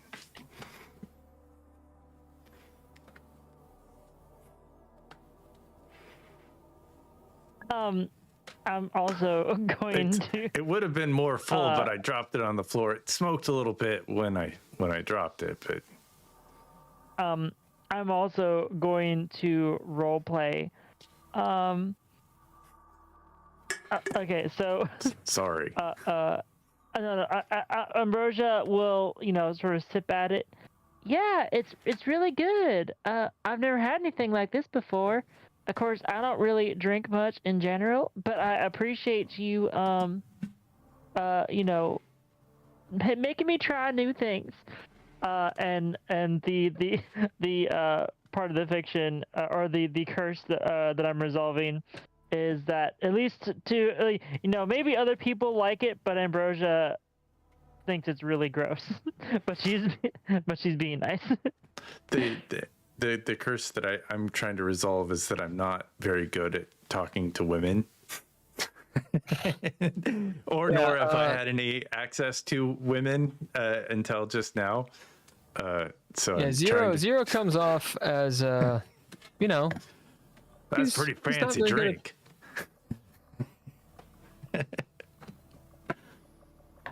You like it, all right? So you adventurers who have your secret motivations and your dastardly etc. spend your time hanging out in the bar. We should go. Do you have any desire whatsoever to do anything else? Or do I need to enter a bad guy to compel you to do something other than hang out in the bar? Oh, we just got together. We should. No, you've been together. I heard tell of this old man talking about this shrine, and I got directions to go see it. I thought we'd go down there and check it out. Okay. I will take charge, and I will bid determined to go. Well, let's go see him then. I'll stand up too quickly and bump my arm on the table. Ow. That's my funny bone. But let's go see this guy. Which way did? It's just this. Which way? This way. Did you say? We'll go together. It looks like we're all finished with our drinks anyway. Suppose we right, get so- paid. And I'll paid by follow staying and here. I'll step through the door and accidentally crack it a little bit. All right, so we'll deal with Scrag's action as he takes charge and bids, and you all montage find your way out of the town, down near where the river is. The river is roaring. This would be the same round, so only Scrag is gone at this point. Although Zero, you did crack the door, so whenever you take your action, that will be resolved. The curse will be resolved. As you start heading down this stone path, roughly cut stone that winds down this very steep hill. The river spray is coming up. You're going down to the valley of this river. A few miles away, there's probably a waterfall or something, and your ears pop as you get down there, and you see these massive stones jutting up. They've been arranged in sort of a Stonehenge style orchestration. Next to the hill, it's definitely an arcane, just ancient looking place. Has a solemn feel. There's maybe dried flowers, kind of like on tombs. There's no mausoleums or anything. It's just it has the feel of a graveyard. There's dried wax everywhere, and this place is old. It's been used. Pretty good swath of land before you actually get to where the river is, down a little bit further below. We'll say that it's, mid-afternoon. You've been hanging out at the tavern for several hours. Actions on you all. As Scrag, you taking charge, you're in the front as you get down there and look around and see what I described. Well, so is it a new round or is it? No, it's a same round. You've just gone. Okay. And I'm going to describe to him, because I think I picked role playing. So we're supposed to listen for this man. He's he's talking, or maybe he's just old. I don't know. But if you hear any yammering about I hear nonsense. yammering, all right. If you're hearing any yammering about some things, yeah, that's where there. I'm gonna look around for him. Did she tell you his name? Old man was, and she said there was a lot of people looking around here, but they didn't come back. So watch your step, that you might fall in a crevasse. As you look around and see, in fact, there's, the ground is uneven. Easily, if it was dark, it'd be very easy to turn your ankle, maybe even fall. If you got too close to the edge, fall into that river. The current is rather strong.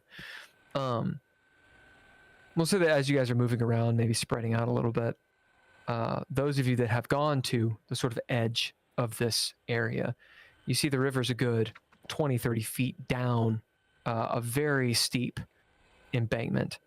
And, it's cut away at maybe sort of like a limestone type thing. So there's even the question of how stable is this ground. She did say it wasn't stable. I believe her. I don't think I should go first. Maybe one of you nimble-footed people could go first. All right, so action is on Ambrosia and Nee to take action. So I'm going to roleplay, and as Ambrosia is going along, as she actually, because of her magical insight, which admittedly I don't quite know this is how this works, but like I'm extrapolating, like she actually kind of sees some ghosts that are sort of like sticking around like some of the graves and stuff, and she doesn't like ghosts, so she's frightened out of her wits, and she'll actually put an L up to her forehead, say, "Lavos, protect me." As you all see that, and in fact, Ambrosia, you can tell, just wisps, it's in the peripheral vision. You don't like see them plain, it's daytime, that kind of thing. But you get this chill and feeling, maybe your eyes are playing tricks on you, but you get this feeling, like you said, that there is sort of an otherworldly presence here. It's not necessarily malevolent, but maybe a tortured presence, or a purgatory type presence. There's a power in this area. So you do get an XP for that, and good resolution to the curse. What about you, Nee?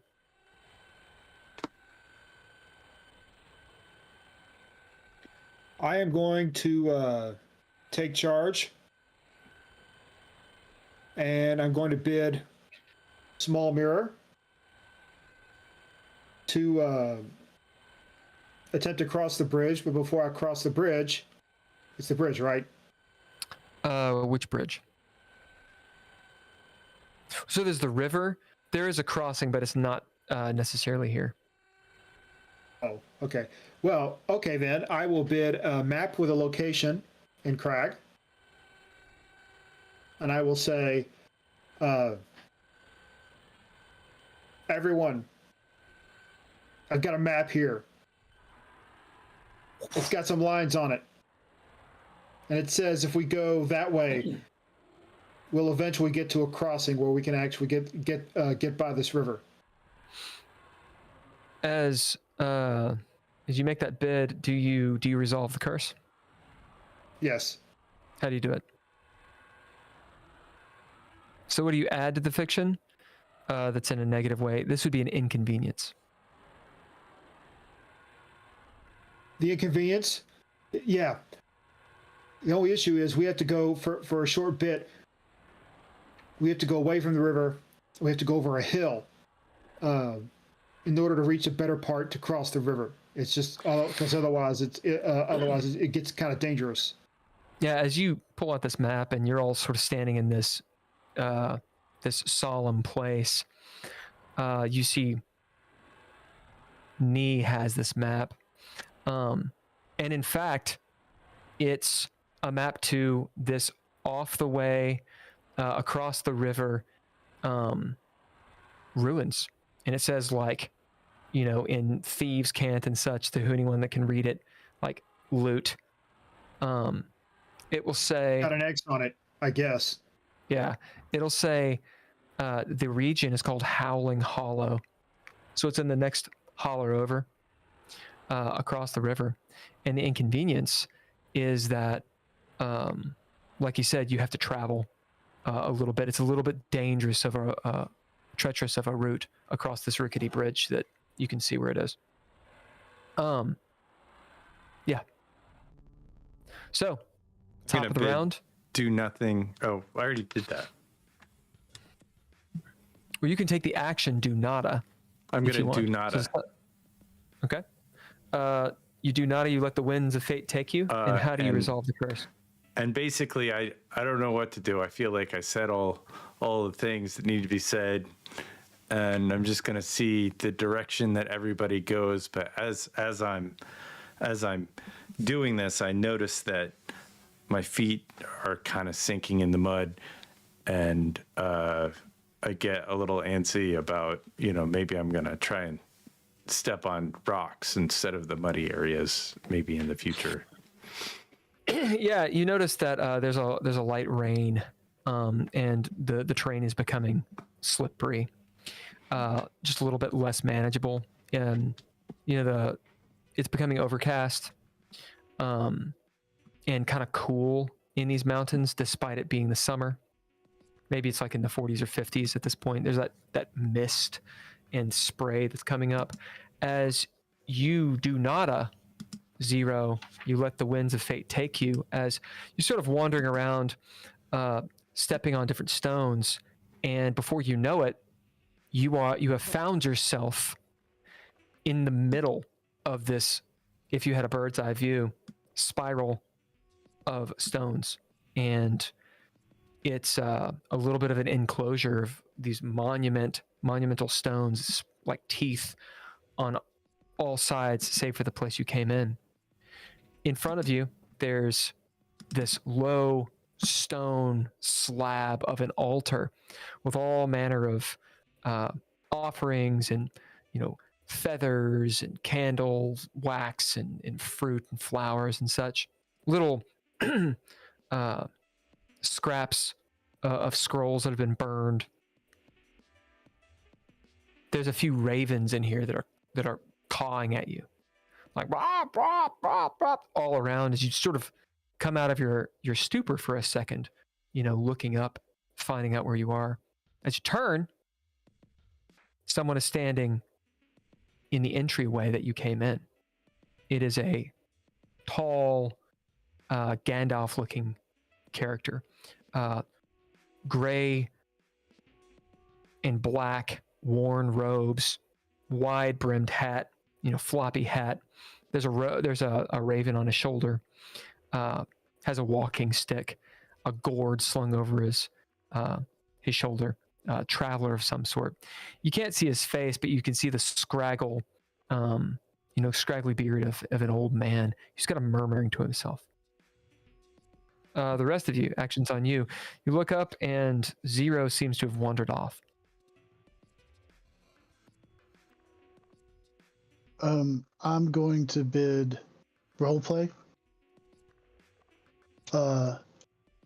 Zero, where did you go, Zero? Can't find you.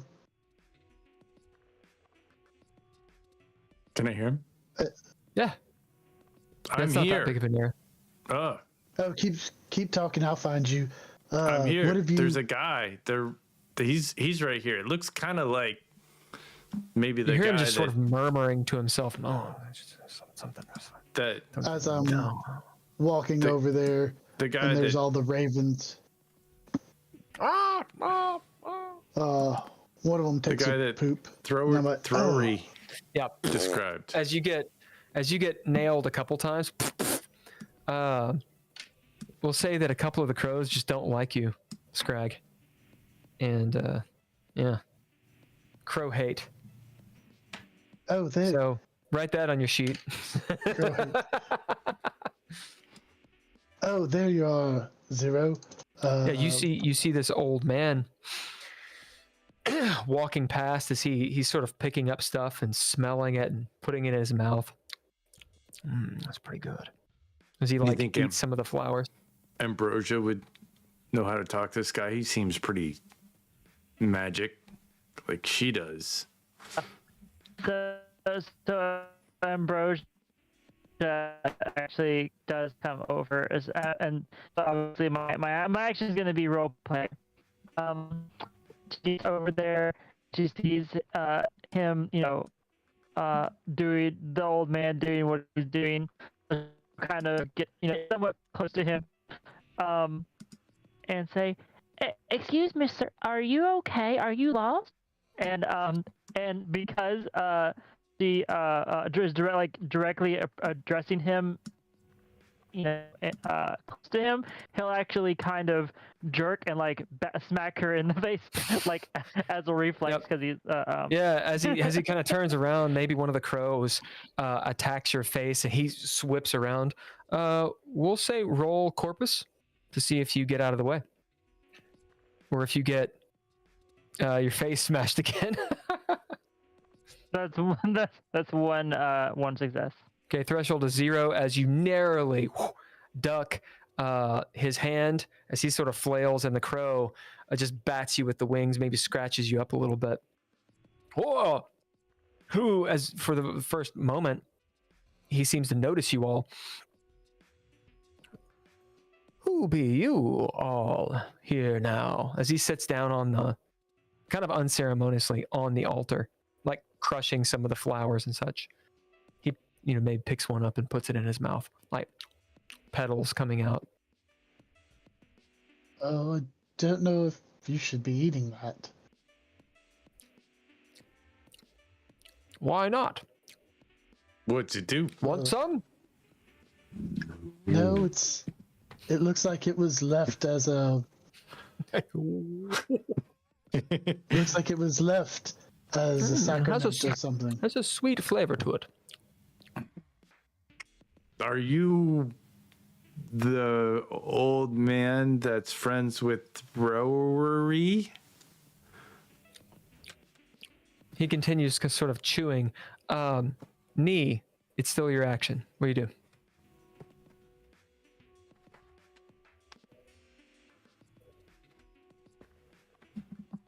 You are Come on, we gotta go. you are hill. outside of this thing because you haven't followed them in yet. You're standing by yourself next to the river. All right, I'll go in. You go in the river? No. Oh. You what? Is the party ahead of me? Well, what action do you take first?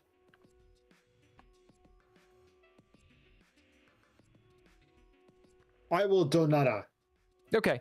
As you do nada, sort of letting the winds take you, you find yourself alone, but you can hear their voices as it takes you a little bit of time, but you wind around this sort of simple puzzle simple maze of a circle of stones. As you're doing this, there's the feeling of, walking on these big slabs of stones. There is a reason and a rhyme as you wander around this thing. There's no direct path. It might pop in your head. This is known as the Shrine of the Wanderer, as everything here seems to have that philosophical bent to it. And you find yourself in the same room as them, hearing what they're hearing. So it'll be top of the round. Really quick, just mechanics check. How many XP do you guys have right now? 3. I think I have 3. Okay. 4. Cool. Awesome. Remember, when you get to 12, let me know and you can advance. So we're at a seminal moment at this point. How do you guys feel? Uneasy, but safe.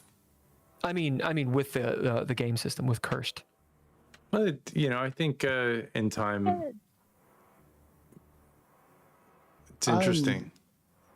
It's interesting. I'm trying to think of curses that don't directly, necessarily affect me.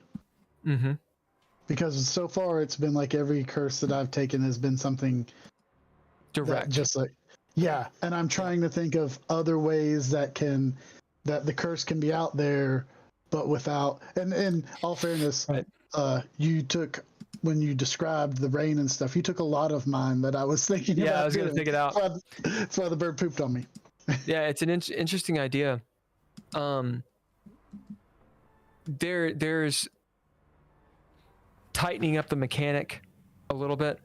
I have a table that has examples, and maybe even providing that. I mean, granted, it's in the source book, but providing that to the players to just give you ideas. Be like, okay, well, maybe I'm going to roll randomly to see what the curse is, and it has the different levels, and so you can be like, okay, well, this is the one that I want to happen. Would be kind of cool. So it's not so much cognitive load. What about the rest of you? I'm still trying to get used to the very basic mechanics. Yeah. So taking those actions, you get those 5 actions. I think the most confusing one is role play versus take charge, because they can kind of do the same thing in a way, but you guys haven't gotten to combat yet, which take charge is much more a combat oriented type thing. Or like Drizzle did, taking charge is moving the plot forward. Role play is more figuring out stuff, investigating, dealing in the moment. I think take charge is moving forward, taking out the bad guy, accomplishing the task. And one thing that I hope that's being said, for example, with you, Holker, and with you, Ken, for a moment when you guys were like, I kind of don't know what to do. It's like, cool, do nada. And that means you allow the arbiter to say, cool, this is where you need to be. And you gain something from it, which means you drop the curse, and then you're kind of like ushered into the next part, and it's not forced because you chose to do it, and you gain something from it. So that's kind of what I'm seeing thus far. Andrea, what do you think? I think it's fine. Yeah, I mean, I think the hardest part is just figuring out, what what to do for the the curse. But that's resolving about the curse. it. Welcome to being the GM. Yeah. Awesome. Let's take a short break. Get coffee, get your bourbon, use the bathroom, etc. And we're going to move to the next moment, and this will pick up a little bit now that you guys have met this guy. Cool? All right. Cool. Awesome.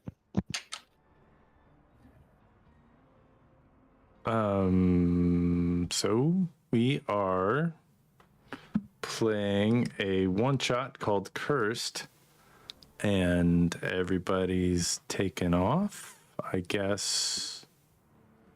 I feel a little cursed because I can't get to the buttons fast enough. So that's exciting. Thanks to our Patreon members, Tim Roberts, Daniel Hulker, Nostalgic, Natalia Cline, as well as all lowercase letters, Mr. Interrupt for the music, art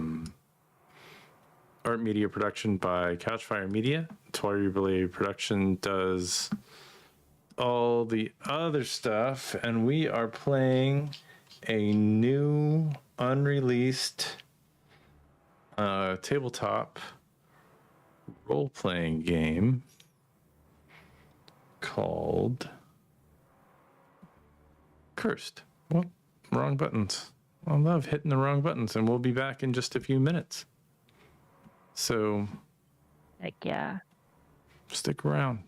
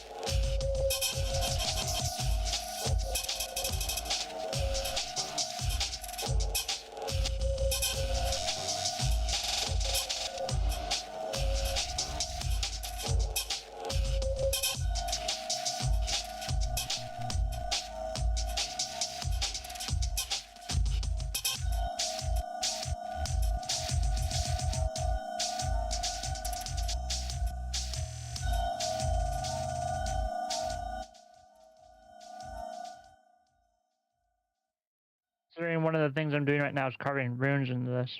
Runes. We are playing a role-playing game called Cursed. It is a not yet released role-playing game by Dark Eyes Publishing, written by Bill Bunkum and all that fun stuff. Just in case you were wondering, just to go into it, we are sponsored by Patreon members.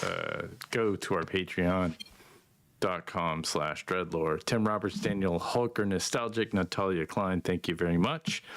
Couchfire Media brings production. Twilight Blade Productions brings everything else. Bring something. All lowercase letters, Mr. Interrupt. They do the taxes, the music, and Bill Bunkum, Andrea Elliott-Johnson, Daniel Hulker, Drizzle, and Ken Howl are the cast for tonight's Cursed episode. And because this is probably one of the first times this has ever been play tested, Definitely. we're gonna argue about it. Oh yeah. Be awesome. Heavy on the rule. I know what's going on. I know exactly what's going on. Raw. All right, Be awesome. go. All right, as you guys find yourselves in this spiral maze, made of these gargantuan stones, you're in this altar room, sort of having cornered a tall Gandalf-y type of character who's eating these dried flowers and random things off the altar, murmuring to himself as he will look up at you. You've been told about this guy, murmuring dark whispers, and you guys have come to this town of Cachette in Azraelia looking for loot. Each of you knows there's somewhere around here the ruins of an ancient hideaway or a dungeon of some sort, and you each have your sort of secret. One, you each have your secrets, which you've developed, but two, you have your sort of secret motivation, something you're looking for that you hope might be in that dungeon. As it turns out, one of your party members, Nee, produced a map, and it actually shows the rough location of the dungeon, but it's a little treacherous, and you really don't know what you're getting into. Supposedly, this old man, this elder of sorts, might know something about it, as Zero found out from the tavern owner that several adventurers have come down to this place where you guys are to ask this old man about what he knows about this treasure trove. Some people haven't come back, so whatever that means. He looks up at you munching on the flowers. If you guys have told him not to eat the flowers, maybe they're not good for you. They're quite good. They're quite good. Quite good. Oh, the spirits speak to me. As he kind of looks up, one of your party members, Ambrosia, who's a mage, was talking about there might be supernatural influence over this place. I see that you all, he'll kind of look at you with milky eyes. You all are looking for treasure like so many others, so many others, so many others.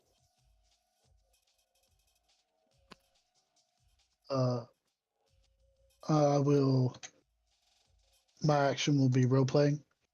Okay. Our friend here has a map, and it shows that down a little bit and across is a bridge across the river, and Yes, a bridge. there may be some that's where the ruins are. Is that correct? And as I'm doing this, I'm trying to wipe off the bird poop, but it's just spreading. Smearing everywhere. You don't need to bid to do this. You can bid on roleplay to do indirect things and specifically social type stuff, but this man is pretty free with his information. But you notice he speaks cryptically. Oh, yes. Folk have been disappearing in those old hills. Yes, yes, yes. And the shadowy figure, the shadow man, has been wandering through here with his relics and sayings. Yes, yes, yes, as he kind of points at the map. That's the way. That's the way. Is the shadow man a regular person, or is he more supernaturally imbibed? With his milky eyes, he just kind of looks at you. For that, you can bid to interpret what he's saying. Bidding a trait for anyone who's listening. Can I bid? I'm going to bid planner because I'm trying to plan for our interaction. Yeah. As you bid planner, do you say anything in specific to him to direct it, or you just in case we run into him, I want to know what we're. Yes, the shadow man. Yes, he's a foreigner, an outsider of sorts. I don't know how he came about this knowledge. Vinar is his name. He is a man of relics and superstitions. Never come down here. Never, ever come down here. He wouldn't. For the ghosts. He kind of looks around. As he says that, Ambrosia, the hairs on the back of your neck stand on end as you feel like maybe brushes by of some unseen poltergeist. Yes, Vinar is hunting relics. There's many, many, many lost things in the dungeon. He actually doesn't call it the dungeon. He calls it the secret dungeon in the sepulchre of Thrall. And actually, like anybody might notice that when he says the word Thrall, Ambrosia kind of shifts a little bit on her feet. What are you guys' actions? I'm out of my league. I'm going to do nada. Yep. Current curse level is 0, by the way. As you do nada, kind of sitting there, 0. You feel the winds of arcane energy all around. It's like you're in a wind tunnel. It's not affecting you, but you can tell that whoever this fellow is, he's not all he seems.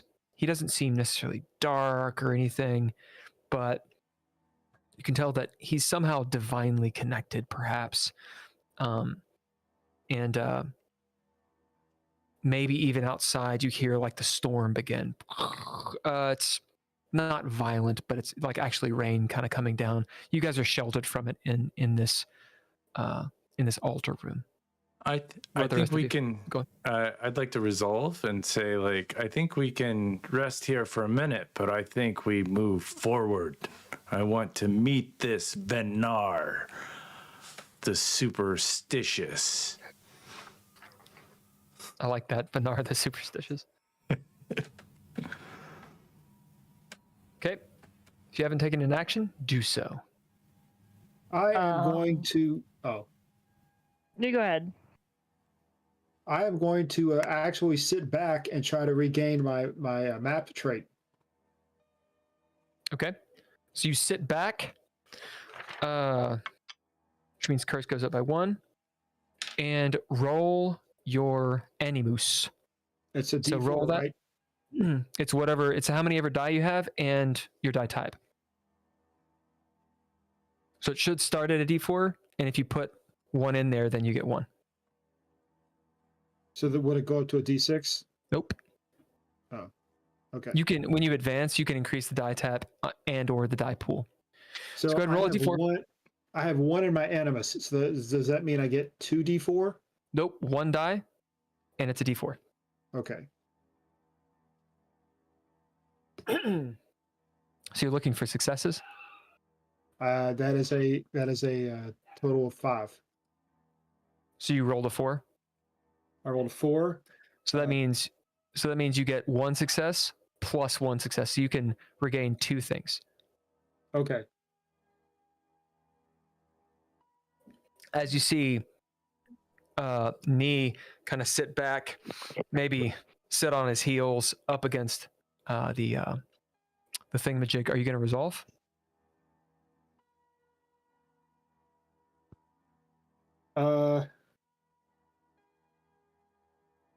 No. Okay. Ooh, rolled a 1. As the storm starts picking up, 0, you hear the wind, buffeting against the rocks. It's not going to do anything against rocks, but you can tell it's raining, like fairly heavy outside. It's about 3 p.m.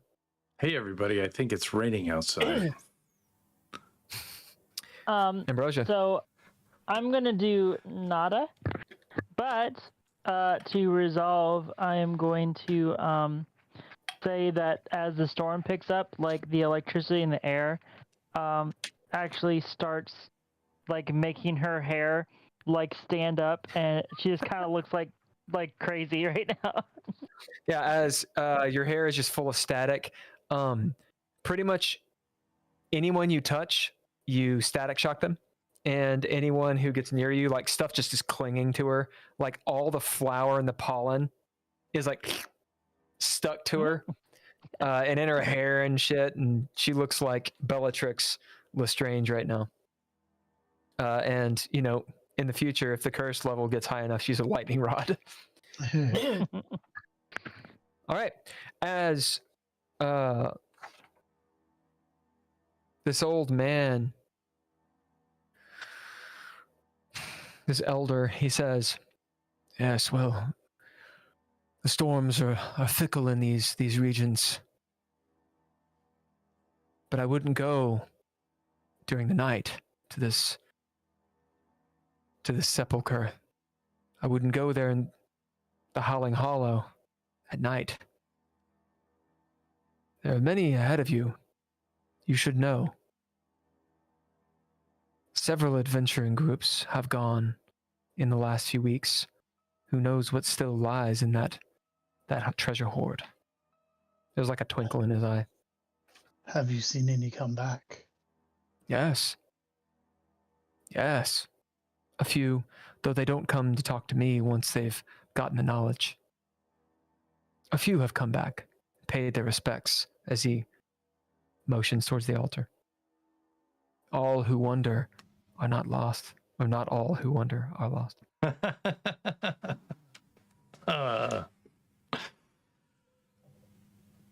Is it nighttime right now?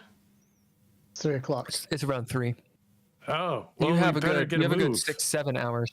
Yes, let's move. I'm gonna bid take charge and point Okay. my sword into the direction. You've got Hank. the map, and I've got the steel.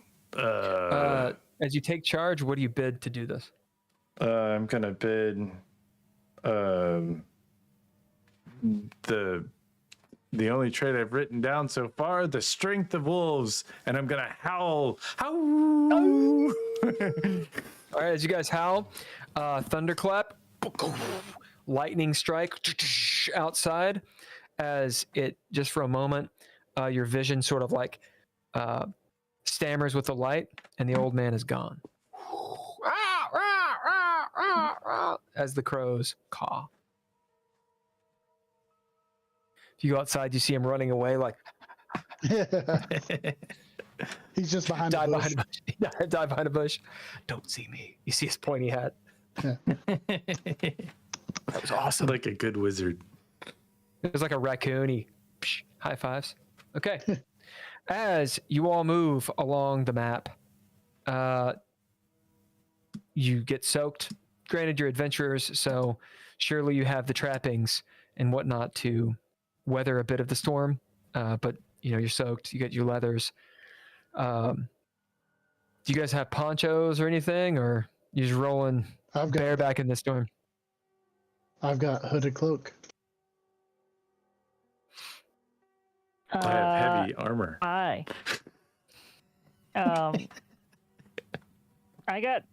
Can I have a cloak? Yeah, why not?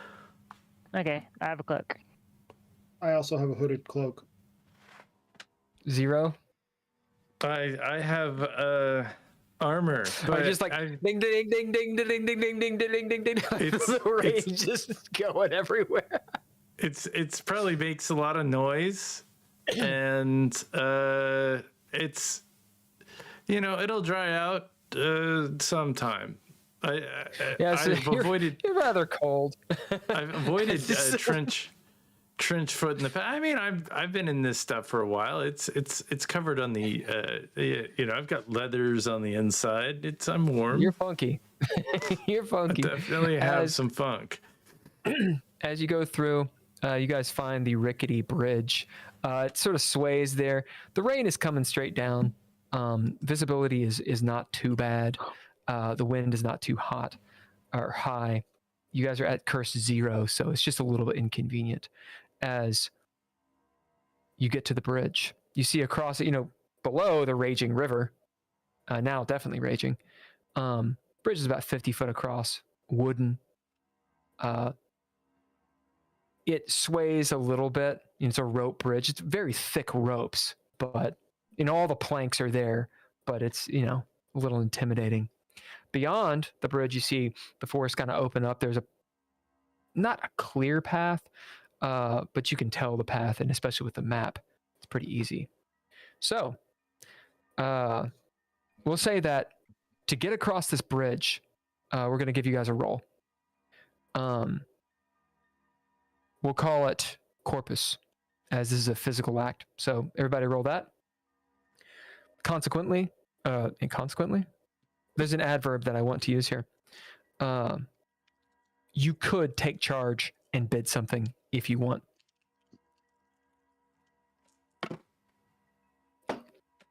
All you need is 1 success. Threshold is 0. What's the number for a success? 4 to 7 is 1 success. 8 and up is 2 successes. But we're rolling D4s, right? Yeah, unless you raised your die type. What? Well, I have a 4 as a corpus, so it doesn't mean I roll 4 D4s. Yes. No. So, did you put everything in the corpus? Everything but 1. Oh, yeah, then you have 4d4. Yeah, Drizzle's right. Yeah, so your aspects have 2 stats. Mm-hmm. It's what is the die type and how many dice you roll. Mm-hmm. So you guys have to know that. Starts at D4. You can raise it through your starting choices or through advancement. Can I raise it? Your die pool is 0. Yeah. And so you raise it. No, you've spent 4 and you're 5th. So okay. I got 2 successes. Well, I have 1. Did you roll 44? Yeah. You got 1? That's all you needed. All right. Yeah. As everybody rolled and got at least a success, as you all make it across the bridge. Oh, you didn't? What'd you get? I got no successes. Awesome. As you guys all make it across the bridge, you note about halfway, Scrag sitting there as Scrag, one of the planks busted up and your leg is stuck to the knee as the bridge kind of and you can't get your knee out. Actions on you all. Guys, I'm a little stuck over here. Oh, that's okay, buddy. I will bid role playing. All you have to do is lift your leg up and make it across. So come on over to this side. So since I failed, I need to bit of All trade. right, hold on. Let me roll this resolve really fast. And I'm gonna resolve to sit there and look at him. Actually, you know what? That works perfectly fine. It's just sort of a vapid. Come on, buddy. Get an XP for that. It's fine. Okay. So I will do. My action will be take charge. Okay. And I will bid agile Nice. to pull my leg out. As I'm pulling it out, though, some of the wood shards, like, I get little wood splinters in my Okay. in my Roll leg from it. corpus. You need 1 success to not take damage.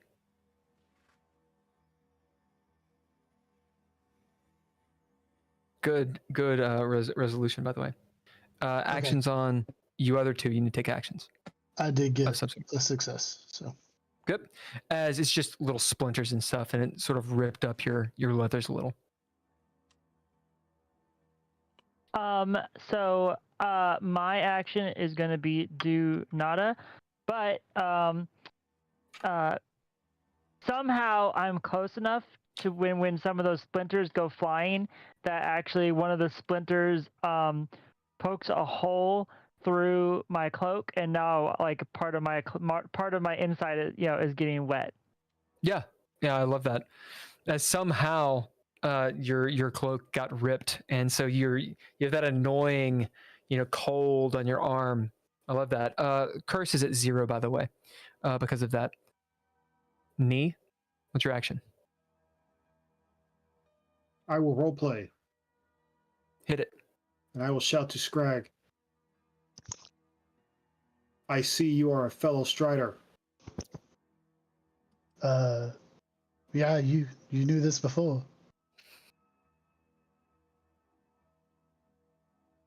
You can get through. You can get over this bridge. I pull out a Oh. mirror. You're saying I should take this in stride? Yes. What are you Yes. doing with this mirror, dude? In a language I no longer speak, that is an interesting play on words. What are you doing with this mirror? Well, you're like, you just whip it out. Trying to show him. Look in this mirror. Look behind you. In fact, you see as with the role play, you see yourself, Scrag. You look like shit, but you look cool though. You look like like if you went to a Ren fair, people would be like, "Holy shit, how much did that cost?" You look good, but you're like covered in Bird shit. smeared shit and brown, and got all these splinters everywhere. As you guys move along, all right, and there was no resolution, so role play. Yeah, role play does not gain curse, but there's no resolution.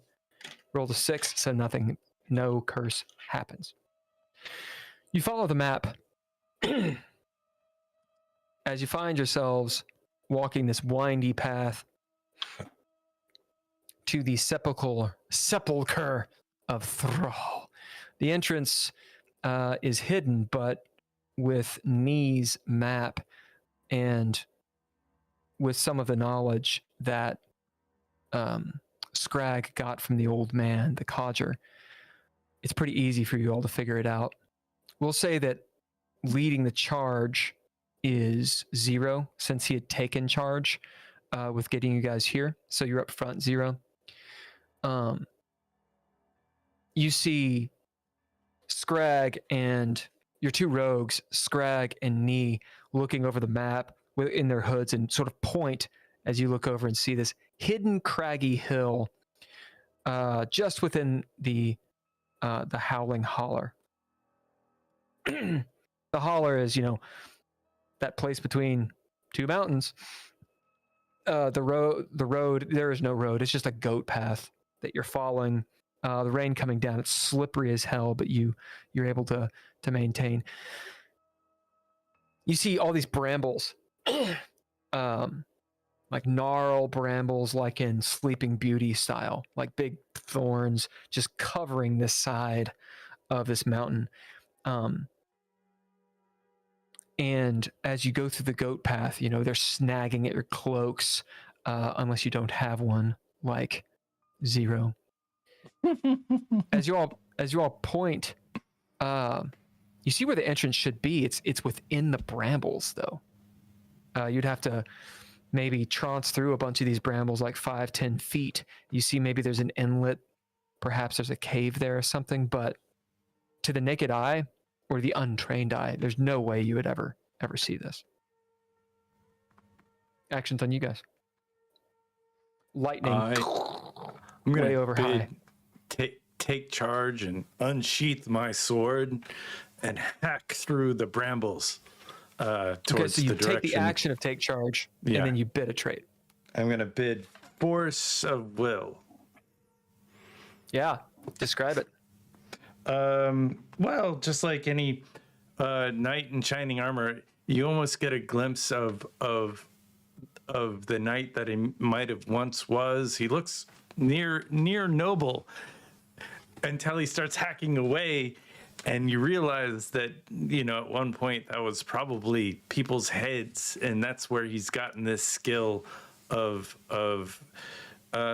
getting through things like a tank. I love it. I love it. As you see the savagery in this noble knight, maybe this fallen knight, as you hack through. How are you resolving this curse? Well, I feel like I can get through, so I'm gonna just give. It's like a force will. It's like I have. Okay. These are just brambles, and I'm not afraid of brambles. I got leathers on underneath my armor. As you hack and slash through, it's not cutting me. I'll resolve the roll. I rolled the curse, and it did hit. So as you go through, you get to. Well, that's what happens when you don't resolve it. You get through. What? No, it's fine. That's what this is what happens. As you get through the brambles, like you said, it doesn't hurt you because you have on literally armor and leathers and all these things. However, what you don't see is as you slam this last stroke into rock, dong, and you see a little piece of the sword chip. Sword still works. It's not going to break or anything, not yet, but has a little chip in it. So you can mark like the sword is chipped. As you've hacked off all these brambles and cleared out a pretty good path, in front of you, this cave. The question might enter your mind or anyone else's mind who's watching. Did no one else find this? Because these brambles would have taken a little while to grow, surely. Regardless, the maw of the cave, and beneath that, or within that, you see this slightly winding, slightly serpentine, hewn out or burrowed out hallway. And at the back of it, it's very dark. You just barely see maybe sconces on the walls from some of the light. Looks like maybe there's a door or something. It's extremely dark in there.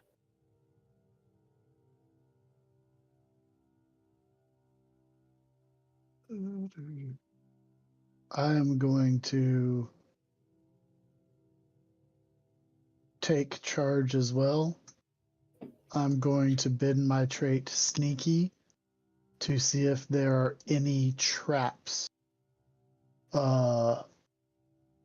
through here and start to advance and be like, be careful, there could be traps.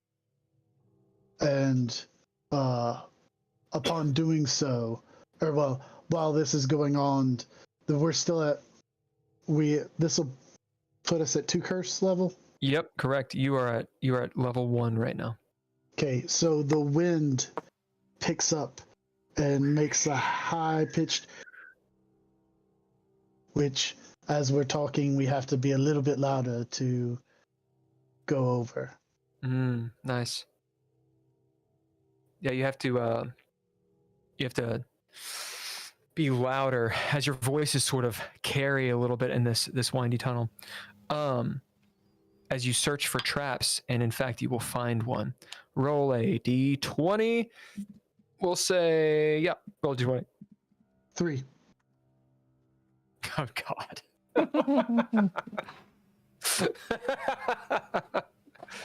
Oh, Cursed no. door. That's hilarious. Is it I'm not bird gonna do poop? that. I'm not gonna do that one to you. No, it's just it's one that I hit Ken with a while back, and we're not gonna deal with that. Oh trap. yeah, that was evil. That was evil. That was terrible. We're just gonna go with that.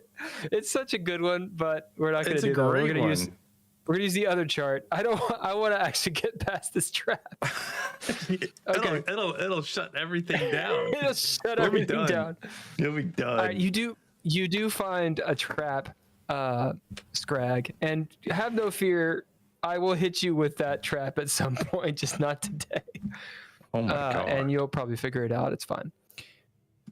As you see that some of the plates, some of the tiles on the ground move, some don't, some do. But being a rogue type character, and what did you bid?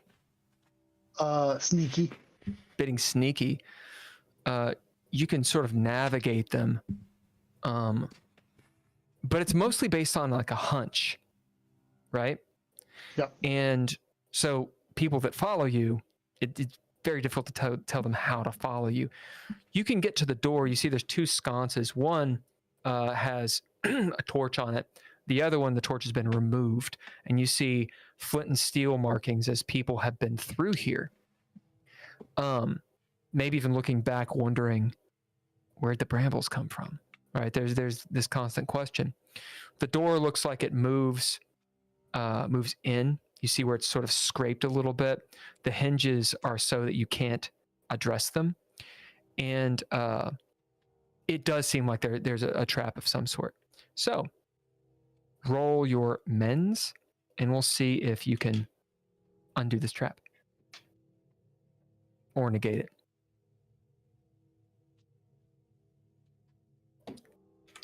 That is only 1 success. Oh, well, that is 1 success. My lock picking skill would not help with that, right? No, sure it would. Okay, so then that makes it 3 successes. So in Cursed, it's meet it, beat it. So if the threshold, there's no limbo. If the threshold's 1 and you get 1, you beat it. Right. Okay. Threshold on this is 2. You get 3, so you beat it. As you see, this is an exploding glitter bomb. It is a burst of alchemical glitter that, at least temporarily, blinds and scorches the skin. So it can cause a fire, but it's more scaring away type thing. Right. But it can blind you. As you see, like, in the walls and such, these charges of glitter bombs. Holker, roll me a d4. And Andrea, roll me a d4.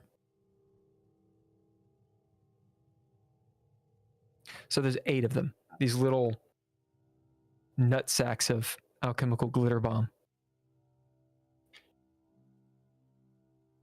Oh, be careful, guys. I've seemed to have disarmed the trap, but there's explosive glitter in here. You'll look like you've just gone to one of those gentlemen clubs. You can be so soft, though. Even with the burning afterwards. Jesus Christ. All right, what are you guys doing? Actions on you two. I am gonna do Nada again. Good. That lowers that curse from 2 to 1. But as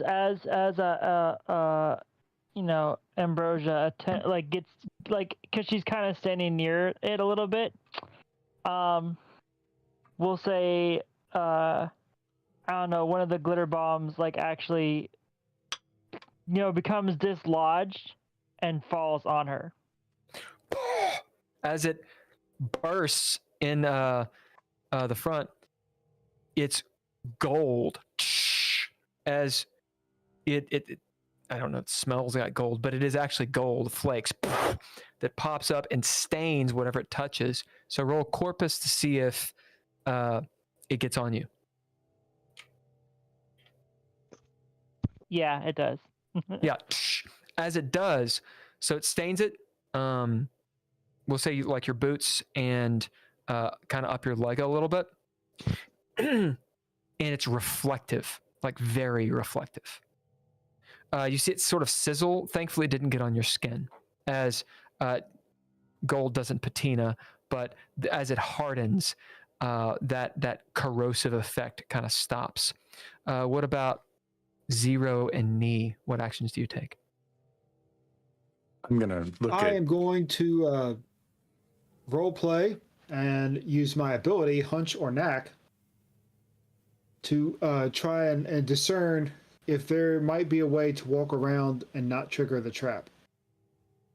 Okay. What do you bid? You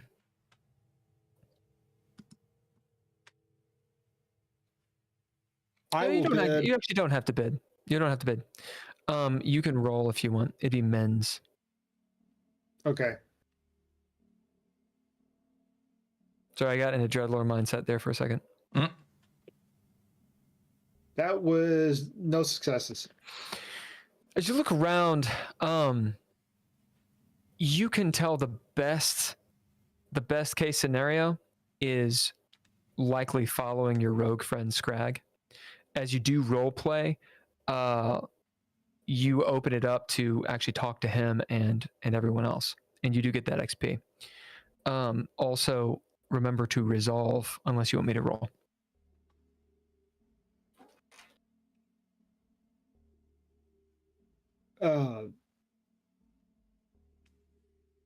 Roll. Okay, role play. I will see you in Rays. If you're taking the action to role play, you got to role play. Yeah. Unless you're taking charge, which would be no. just finding out. He will attempt to tiptoe and follow the same path as a Skag. Okay, so if you're role playing, you got to do it with them. Skag. This is path. Be careful, not there. Take a step to the right. Oh, okay. Here's my mirror again. Maybe that helps. You're just shining it in my eyes. That's bright. What light? We're in a cave. How much light is there? It's light from outside. As you know, That's a good thing. it's sort of Aziz light situation. The mirror actually does provide a little bit of light. It is extremely dark in here. Yeah. As you get that XP, and we'll roll, nothing happens. Okay. I too will role play. Having seen you guys, it's really dark in there, but you know, echoing. It's Ambrosia. It seems like you got a little glow about you. How did you get in there again? I forget. And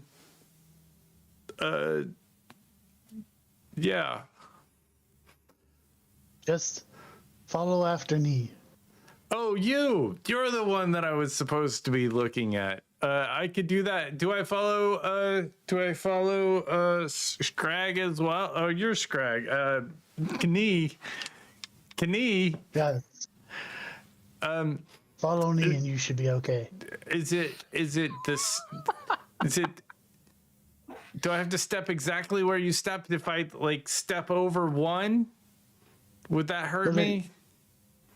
It should be disarmed, but you could No, still set off the charges. My arms are right here. I've got this arm and this arm. Just tell me how. I'm gonna just go directly towards you, and can I bid? You're role playing, so you can bid, but it doesn't directly affect the situation. Okay, then I won't bid. Then I'm just All going right, to. You walk directly as you set off the traps. As Scrag, you might question if your noble knight has been hit in the head. Okay, noble knight, roll corpus. Yeah. Scrag, roll corpus. Knee, roll the corpus as 0 sets off all the traps. I thought I Not all disarmed 8. it, though. Oh, you disarmed the one next to you. That's a good point. That's a good point. So you've gotten yours. Okay. Well, if I'm disarmed setting up all the 8 of them. I traps, disarmed. wouldn't all the traps hit me because I'm just walking through? No, it's as you walk through. Yeah. Well, so I am alone. As I walk through, they're all hitting me. Right, but they're in there as well.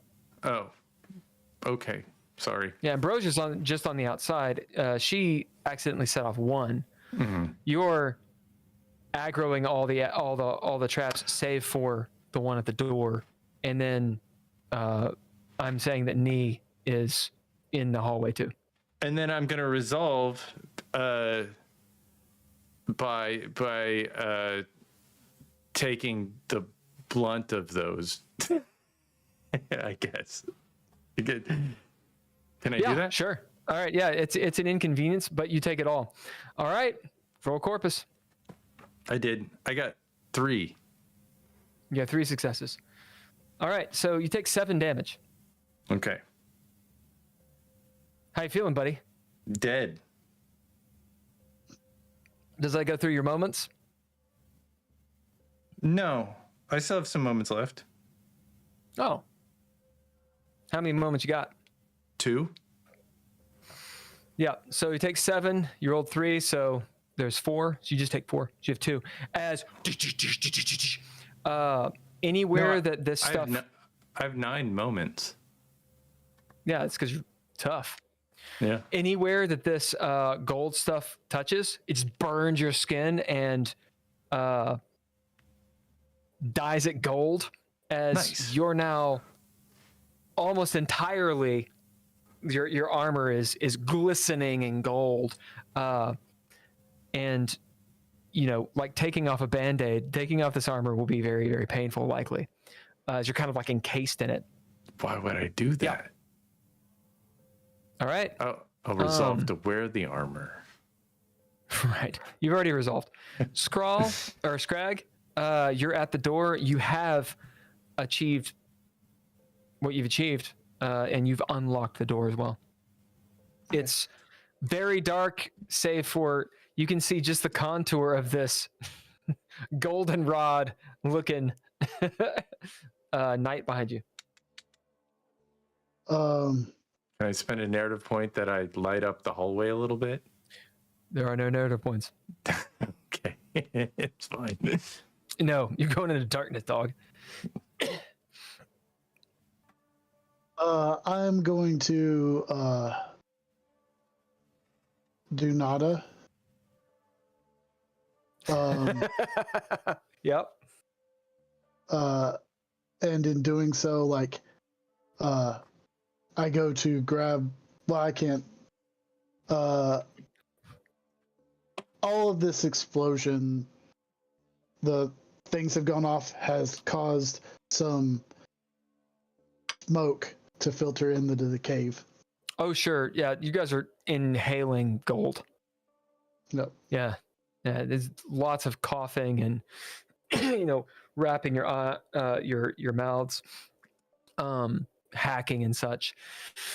As you let yourself kind of go winds of fate, as you maybe even like slump against the door a little bit. You notice the door as you slump against it, Scrag, it actually moves as you've unlocked it, and maybe the bolt is actually what kept it closed. As you stumble into the first room. It is pitch darkness in here. A little tiny bit of light from outside, and the mirror that Nee incessantly is holding up is providing just the absolute minimal amount. You can't see anything but past a foot or two in front of you. Seems like a pretty wide open room. One of you may want to grab that torch. I'll grab the torch. All right, what's your action? I'll take charge and grab the torch.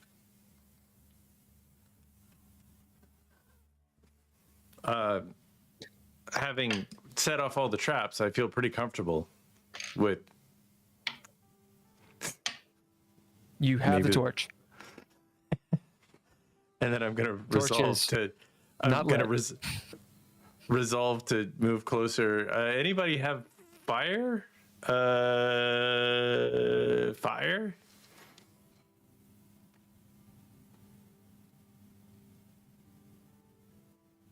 Fire? What do you mean? I mean, the torch is not lit. That's what I was told, I think. Jesus Christ. I thought you said the torch was not lit. Yeah, it's not lit. Yeah.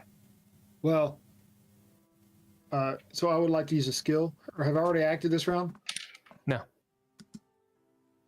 I would like to use a skill called Lethal Precision,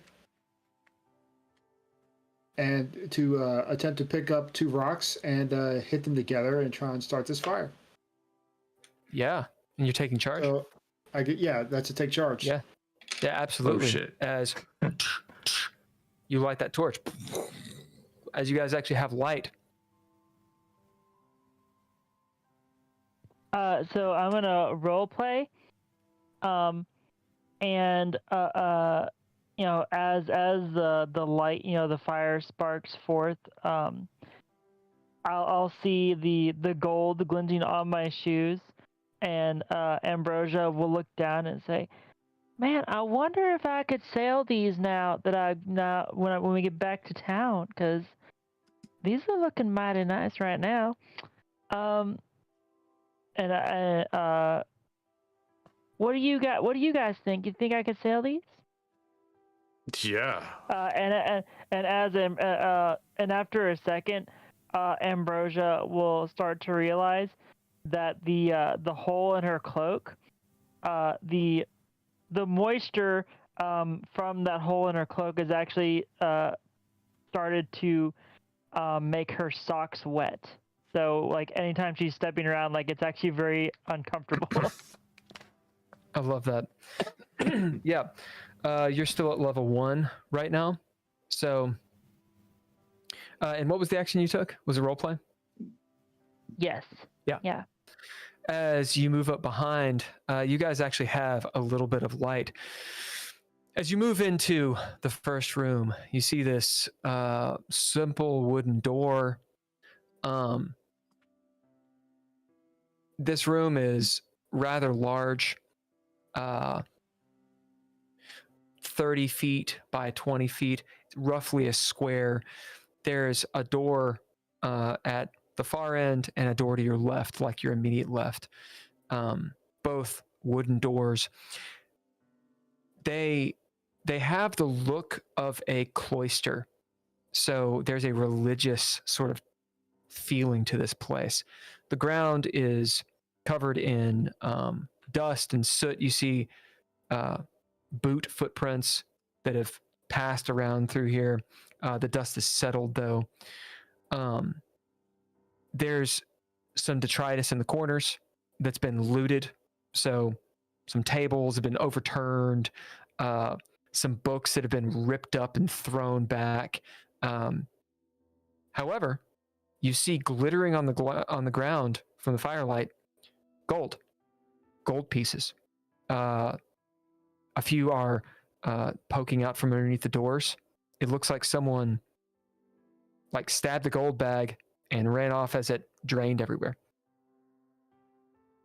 Oh, this looks like your new armor there.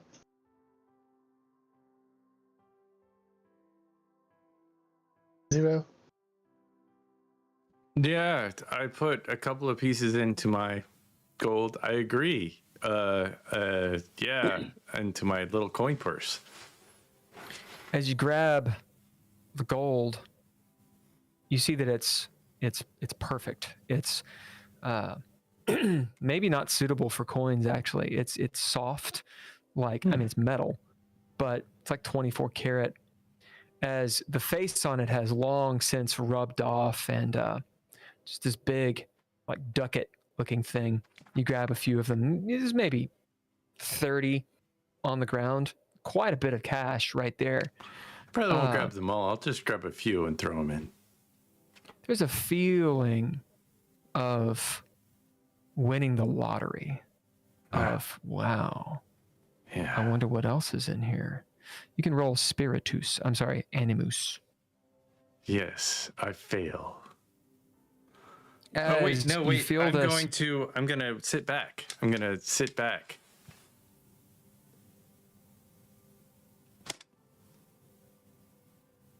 Or I can't do Okay. that. Well, this is just a reaction roll Okay. as you pick these up. No, I failed then. As you feel this greed of what else could be in here. Surely there's more in this dungeon, and it would take a phenomenal amount of convincing to make you leave at this point. Oh, okay. Good. Like until you find kind of what you're looking for. Good. All right. Okay, everybody else, your actions, please.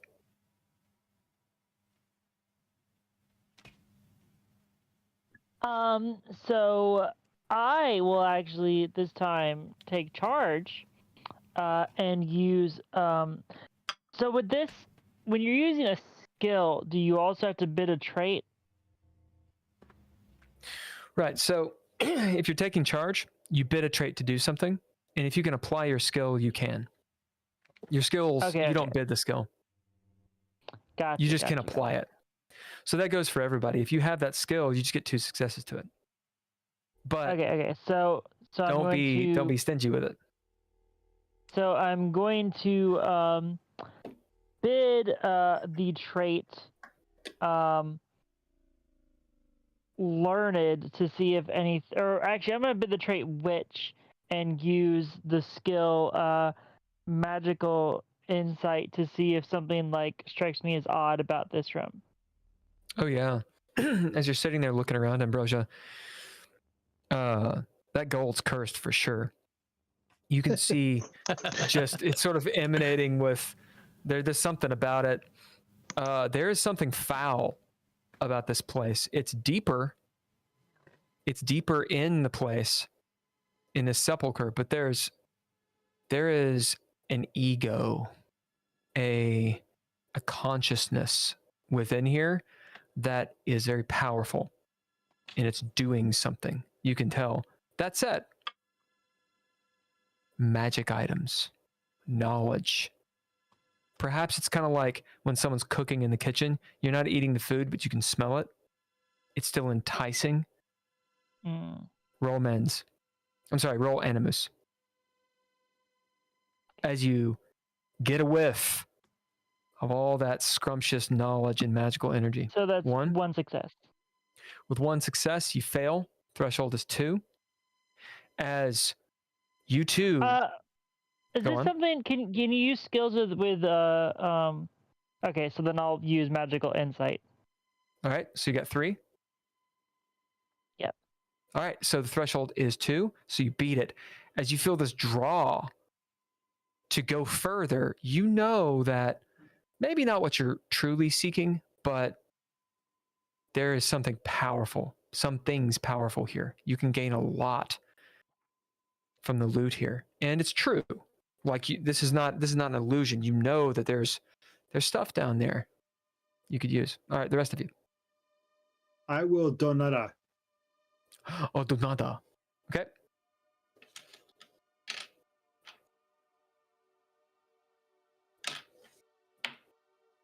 as no curse happens. You find yourself walking around, looking at the detritus in here. Looks like an ancient cleric cloister. So a place where they were writing books, but all the books you find are either marred or ripped up. The pages are greedily ripped out of the binding. Oddly, as you look around, whoever came in here pilfered the place, but they didn't take the gold. All right, last action. I'm going to do role playing and be like, so we've got 2 doors here. The gold seems to be coming from Trell to this door, but we have To the this left, yeah. other but we have this other door. I wonder which one we should take. I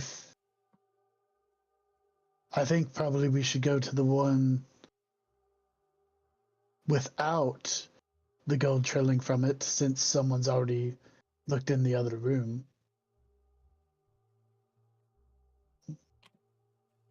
What do you guys think? I think we get everything. No curse occurs. As you guys kind of stand there looking at the doors, which one do you go through? I think we go through the most fancy door. Is there a fancier door? Yeah. We'll say the door to the left where the gold's coming from is the fancy door. I think we go left. I think we go to the straightaway, because it looks like someone's already pilfered that room. But left. I agree. You want to go straight, Ambrosia? Yeah. Oh. Yeah, I do. Well, on the way back, we'll go left. Yeah, let's go Yeah, we straight. can always hit that room as well. As you get to the door, you see that it's a simple door, simple wooden door. There's no lock on it, just like a cloister would not have any locks. Actions on you guys. What are you doing? I'll role play. So it's a door. This door does not look exciting. I think the left door is the most exciting door, where all of that gold is. Has been So- taken from. Well, there's more on the floor. If you just pick, there's enough for all of us. It's so, it's just everyone. I can't even believe that they would do such things, and I'm going to resolve it by, pointing to you guys. It's right there. There's 16 as I gold coins there. as I, move back just a little bit and pick them up and Yeah, as you put pick up all those- 16, you have 20. You're you're looking at it. That's each one of those is like a week's worth of work. Yeah, that's so Like, much that's money. half a year. Yeah. That's half a year. Look at me. I'm the rich one. All right. That's a role play. Remember, you got your XP. Yeah. All right. Everybody else? Oh, Are you going to resolve, by the way? Yeah, I resolved it by picking them all up. I thought it. And as I do it, what danger level are we? You know what? That works. That works. That's good because you're at cursed 1, and it's kind of not a good thing to do. So yeah, that's fine. Yeah. I'm going to role play and say, look, that door looks fancy, but the trap behind it, probably not that fancy. I don't think you put the same effort into that. The traps are no big deal. I walked through the first trap. It was just a flesh wound. Covered in gold. You're holding this. You've got the. Yeah, the I got torch, the right? fire. Yeah. Yeah. Yeah, let's go deeper. I mean, why not? Okay. I will do take charge. I will bid Shadowed Strider. Let me see if there's a trap here. And I'll start looking around the door and I'll be like, Zero, can you get closer to me with that torch so I can see if there's a trap? Most people And as don't you get ask me to closer, get I'm like, closer. that's too close. It's a little hard. I'll get as close as I can without I burning know you. I know you're excited, but keep the torch a little bit away from me as I All right, right. roll I'll roll hold it. corpus to see if you get I'll hold burned. it. I'll hold it high. See if like some embers fall down and such. Good description. Ooh. Out of 2 die, I got 2 4s. All right. Threshold is only 1 because Zero held it high and tried to get it out of your way. So you don't get burned as you sort of like duck and weave. All right, you're taking charge. What are you bidding to check this door? Shadowed Strider. Shadowed Strider, as you see, there's no lock. However, there is a doorknob. As you sort of inspect it, you notice there's something smeared on it, as it looks black, kind of gritty. You can recognize it as poison. In fact, it's the same poison that you ate. It's a contact poison. Oh, be careful. There's poison on this door. It is the same that was on that fork from the rusty tankard.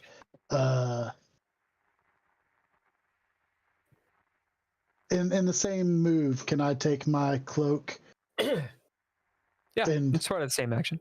I go to the inside of my cloak to use the outside of it that's already covered in bird poop, and twist the handle, the You door. open up the door.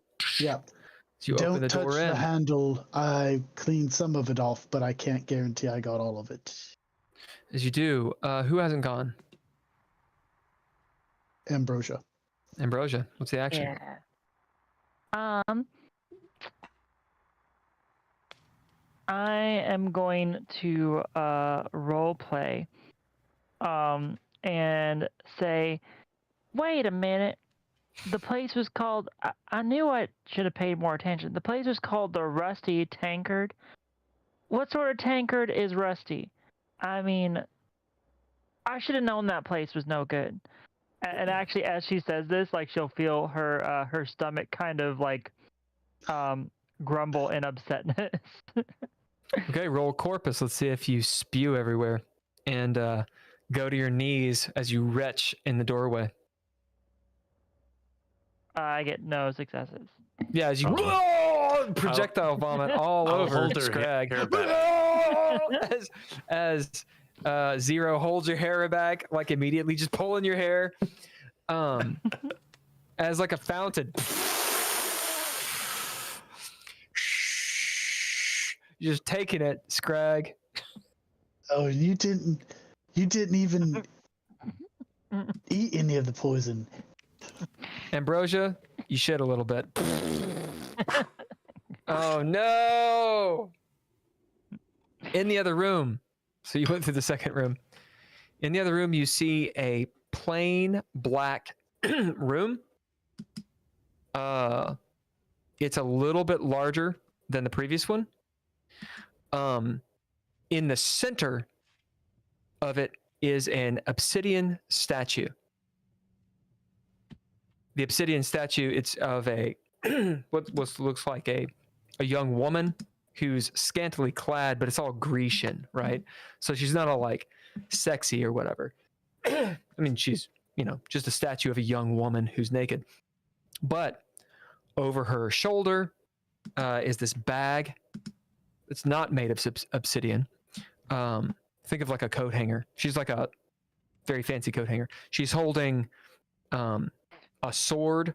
It's this perfectly shaped sword has sort of a glow to it.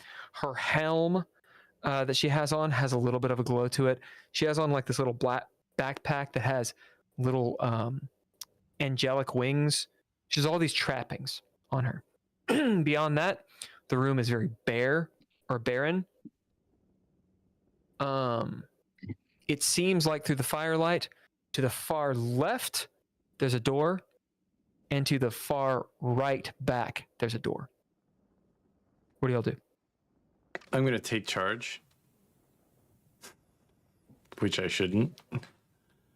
And I'm going to go to the statue. What do you bid? I'm going to bid Sardonic Battle Tested.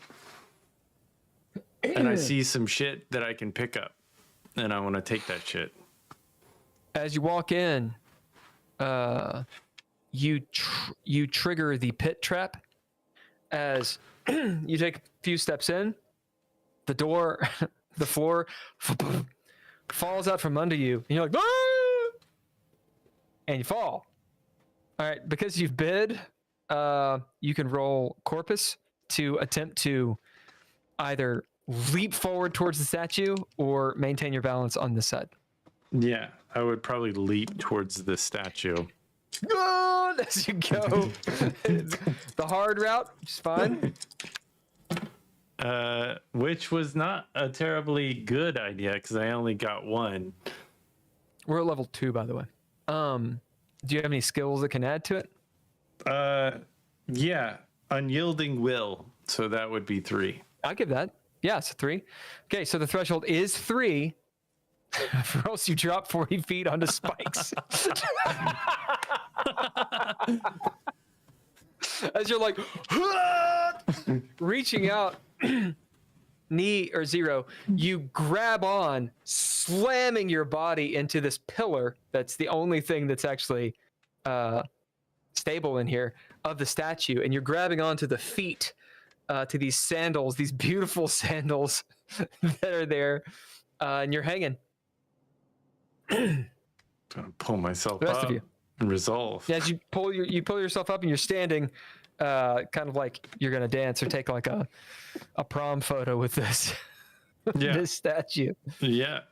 I'm pretty happy that I'm close to the I smile and I look at everybody. Look what I did as the torch that I was holding like falls into Oh yeah, and hits as the it's ground. still a lighting, but Yeah. it's just burning down there. Yeah, very good resolution. Rest I of am you. going to walk into the same room and use my skill. I guess that will be a take charge, and I will try to use my shadow meld to not set off more traps. Yeah, as you move in, you see that you can move around the circumference of the room. There's a good 3-4 feet. You can move around and get to the other doors. Do you go to the far door ahead of you or the door over here that's a little bit closer? I'll go to the one that's a bit closer. Okay, you move over to that door. And curse happens. As you get to the door, you hear this against the far door. As sort of some dust comes down. Someone's at that door. They have heard you. I am gonna do nada. And what are we at now? Right now you're at level 2. So you have 4 curse.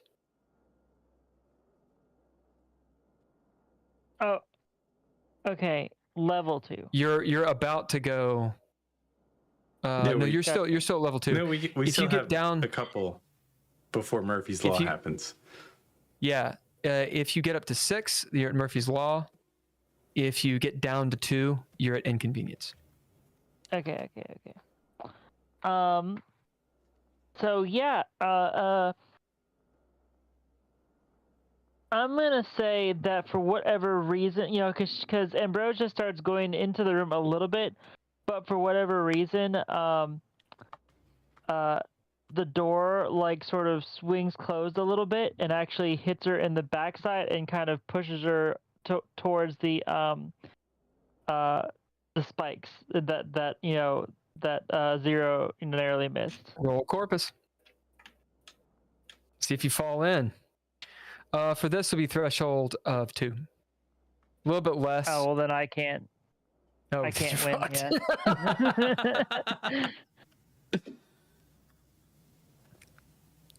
Oh, what'd you get? Actually, is there any way I could use magical insight for this? Can you? Let's say, yeah, I don't know. Let's argue. Let's I don't know. I'll argue, I guess, that that there's some kind of magical symbol on the ground that like shows her where a safe place to put her foot is. Yeah, fine. Okay. So how many successes you got? That'd be 2. Okay, so you're just there as you put your staff in, almost falling. You're right next to Scrag as maybe he grabs onto your shoulder, and you see this magical symbol. Just at the last moment, maybe it's your own insight from your staff, warn you, you're about to fall into a pit of despair. You just barely get back. All right. Anyone else who needs to go? Me. Go. I'm also going to do nothing. Do nada. Because Maybe you don't help her then. She's like, no, I'm like, well, I do, but I'm like, look that wiping off. Like it is a puke covered hand that reaches out and grabs her as I'm trying to like get some of this vomit, and I'm like, because I am covered in vomit. Yeah. Okay. What's the you're doing nada. Okay. Yeah. Cool. And I'm All right. the repercussions that I'm maybe start to get sick. All right. Roll corpus. We'll see if you do. Corpus. We're gonna make this. It's threshold 2, because that's what it was. As you guys are just at the other end. We're winning. Nope, I get sick as well. Yeah, I get sick as well. As you guys are barely hanging on, you're teetering on the edge of this edge as the door is shut behind you. So we're puking. You're like, we're actually puking into the pit. Yeah. And we're actually puking heaving. into the pit. You're heaving into the pit, kind of stumbling and like trying to hold each other up. Oddly enough, maybe falling in pretty soon. As that door on the far end busts open, and you see climb into the room this gilded giant man. He's completely encased in gold armor, train of gold. He's at least 8 or 9, maybe 10 feet tall. He looks around. You see his helm is up. His skin is made of gold. He looks like Mr. Freeze, but gold. Wild, fiery eyes like Darth Maul of insanity. He's sweating wearing this armor. It looks like there's like some gangrene coming up and some patina on him as he's not taking it off in forever, foreshadowing someone else. As he's holding on, he says, "You've come here for my gold and I'll take your souls." As he comes into the room, seeing the pit, this guy's really tall. As he like looks down, you see him ease himself down into the pit and start moving through the spikes, heading directly towards the spire. Your guys' action. What is the spire? Oh, that's what you're standing on. It's what I'm standing on. Yeah. You're on the spire with the statue on top. Okay. Well, I'll take charge. Because that's what I do. And Yeah. I'll bid tank and a tank to take my sword and you know, I guess because there's a sword next to me and it's glowing, I'm gonna like chuck my sword at him as hard as I can. Okay, roll. And what danger Corpus. level are we? Or what? Oh, you're at 2 right curse now. level? You got 4 curse. You're at 2. And you know, I'm feeling rather stable on this. You know, a little slippery. It's definitely, my muscles are starting to ache, but I'm also wet and pruning up on my feet a little bit. Indeed. It's a little slick up here. As you launch this sword, you're pruny, you're wet, so the sword is not, it's already not a throwing weapon. Difficult to throw. So roll Corpus. Threshold to hit this guy with the sword and deal damage is 3. Are we still at curse And level can I 4 use- with both? You're at curse Andrea level and 2. mine? You're curse Well, I level know, 2. but Yeah, because it went down to Solid 3 4. and then went back up to 4 And with I taking would like, charge. I would like to use Okay, that's where. my heavy weapon skill Yeah.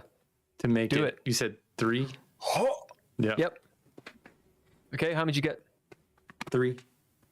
Okay, and you're using a heavy weapon, so it's a D6 plus 1. Oh, I get to roll a die? Yeah. Not a D4? Oh yeah, yeah. Damage in this is rather heinous, by the way. That's a 6, so that's 7. I got 7. As you roll, you throw just a huck. You see Zero huck this sword at this dude as it sticks into his chest. He stopped for a second as it's like he looks down. You see blood just trailing out of him. He's like Where is it? looking up at you with bloodshot eyes. I'm gonna kill you, boy. You see him touch the gold. I'm sorry, you touch the wound as he's bleeding profusely, and the blood and the sword and all this turn into gold almost instantaneously, like minus shit. his touch. Oh, dang. As it stems the wound, and he's like, ugh, and obviously in pain, but still coming forward. All right. You've resolved. Who else? I will once again do Nada. And what I'll do is I'll say that, you know, in my shock and in the, you know, in the puking, Ambrosia actually sort of flips a little bit on her own puke and falls on her backside. Okay, so the thing is, you're on a ledge, so that means you fall off. Roll Corpus. Not necessarily. You can still fall back, but Yeah, but there's like 3 feet. There's a chance you just hit your butt.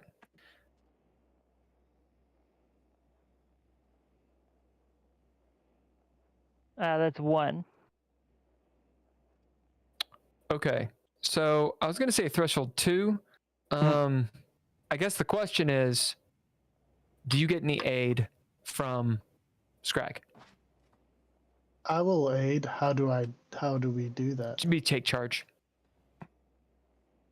Um, So you can take charge and pretty much prevent her from falling. I will do Granted.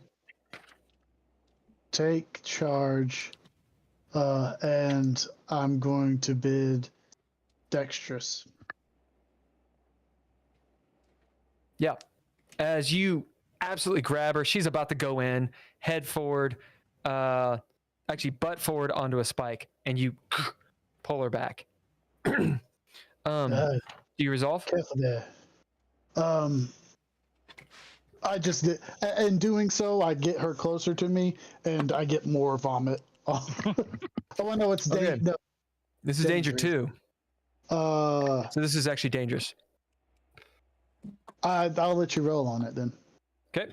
because I'm not for sure how to do. rolled a 3, which means nothing.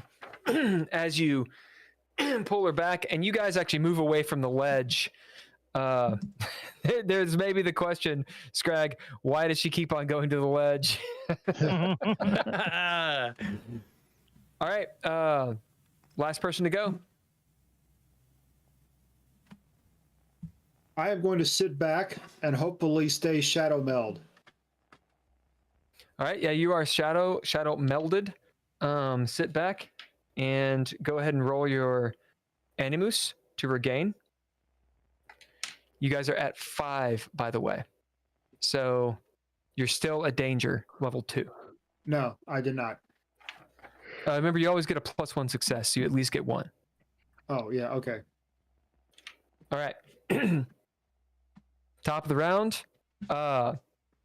This guy is coming for you, Zero, as he gets to the spire, and you see him touch the spire as it starts to turn to gold. Roll Corpus to not turn into gold, or you got to jump off. I'm gonna take charge. Okay. I'm gonna grab the sword if I can. Ting! Yeah, you grab the sword as you see him coming. Happen at the same time. And you see as you grab the sword, it alights with like fire.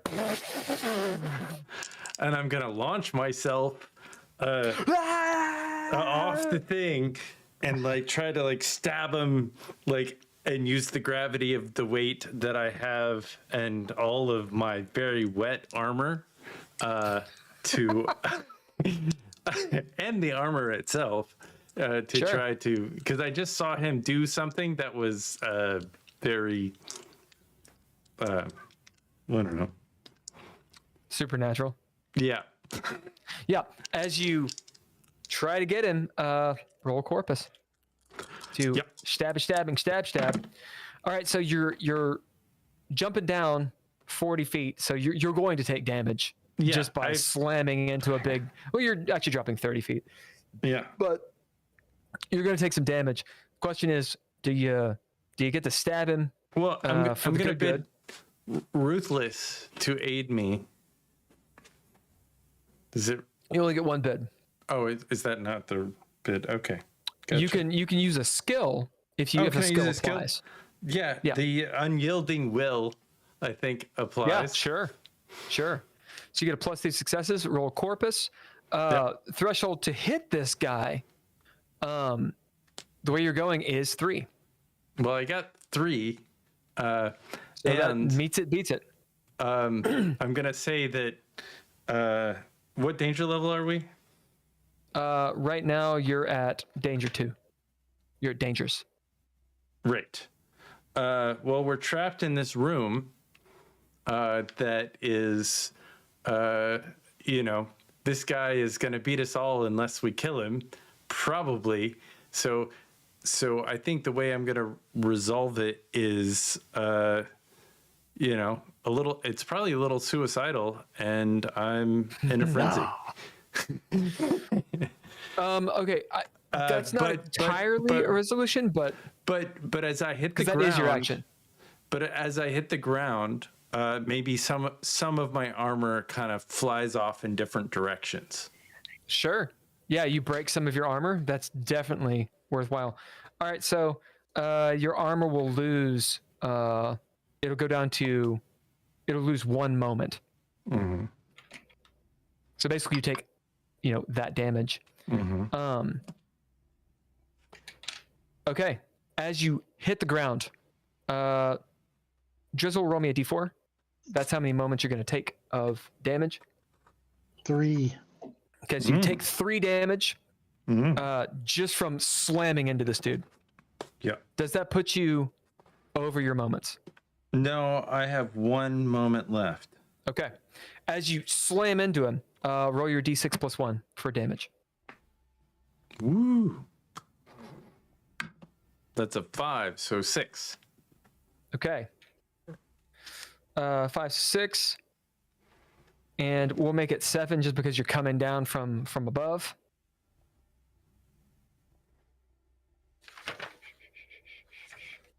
And how many did you deal before? I did take 4 damage, so So could I Yeah. argue that we would add 4 damage because I took 4 No. falling damage? Oh, okay. No, well, I see what you're saying. Well, one is because your shit just broke and you Yeah. lost that moment just I because. gotcha.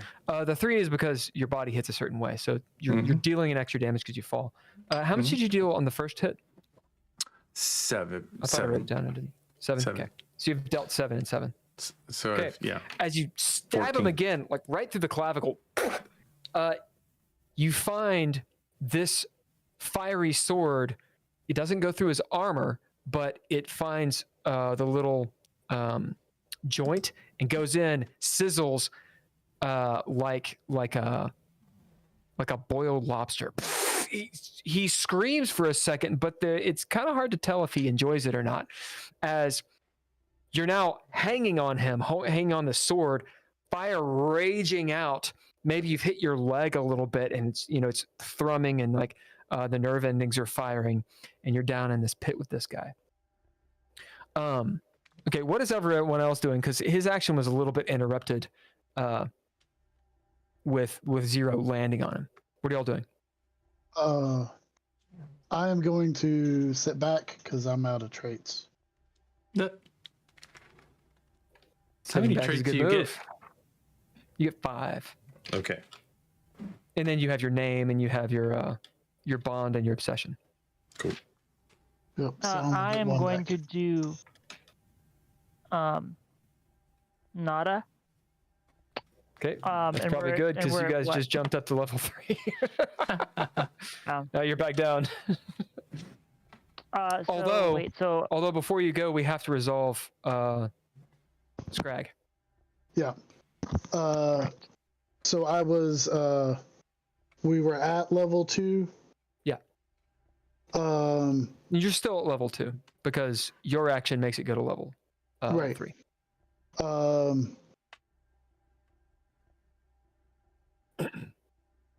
I roll for it. Let's roll for it. Okay. It's a 4 as no curse happens. All right. Ambrosia. You're doing nada, yes, keeping it at a solid level 2. and I'll let you roll for it this time because I feel like I always end up making it worse anyway. All right. Nothing happens as you sit there like absolutely in abject horror of what you're seeing, this gargantuan man and your one teammate who's absolutely just stabbing the shit out of him. No one else is helping. As he's just fighting like 2 gladiators down there. All right. I will. Nee. Hidden by the door. What do you do? I will take charge. And using the skill. Okay, so when you sit back, do you regain a skill as well? No, you roll, and how many ever successes you get, +1, that's what you can recover. So that includes moments and traits. Your skills, you just have your skills. You don't bid skills. Okay. Skills, if you can just apply them, they give you +2 successes. All right. Well, in that case, I am going to use lethal precision. I'm going to take charge. Okay. And I'm going to use lethal precision. And I'm going to come out of the shadow. And I'm going to take the sharp edge of that mirror. And I'm going to stick it someplace. It's going to do a lot of damage. Okay, Right. what do you bid to do this? So lethal precision will give you a +2 because it's a skill, right? Yeah. What's the trait, which is my small mirror? Okay, that's a ninja gear. Oh, You need a trait. I thought that was a trait. Nope, that's just gear. Your traits are unlike DreadLore. Your traits, you get the 5 traits. You get your obsession, your bond, and your name.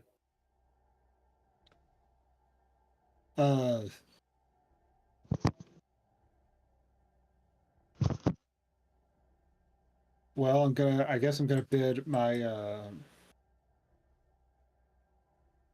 my obsession, which is addiction. Okay, how does that apply? sooner I take care of him, the Did you sooner I some can go coke back off and the get mirror beer. first and you jump down Yeah. there or what? The sooner I take care of him, the sooner I can go back to the bar and get some beer. Fair enough. All right, so it's 40 feet down this pit of spikes, and then you got to run across the room. So describe how this is going down.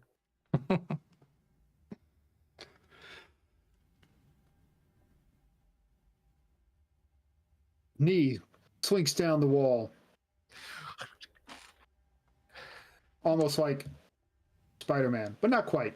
It's a Right. different comic.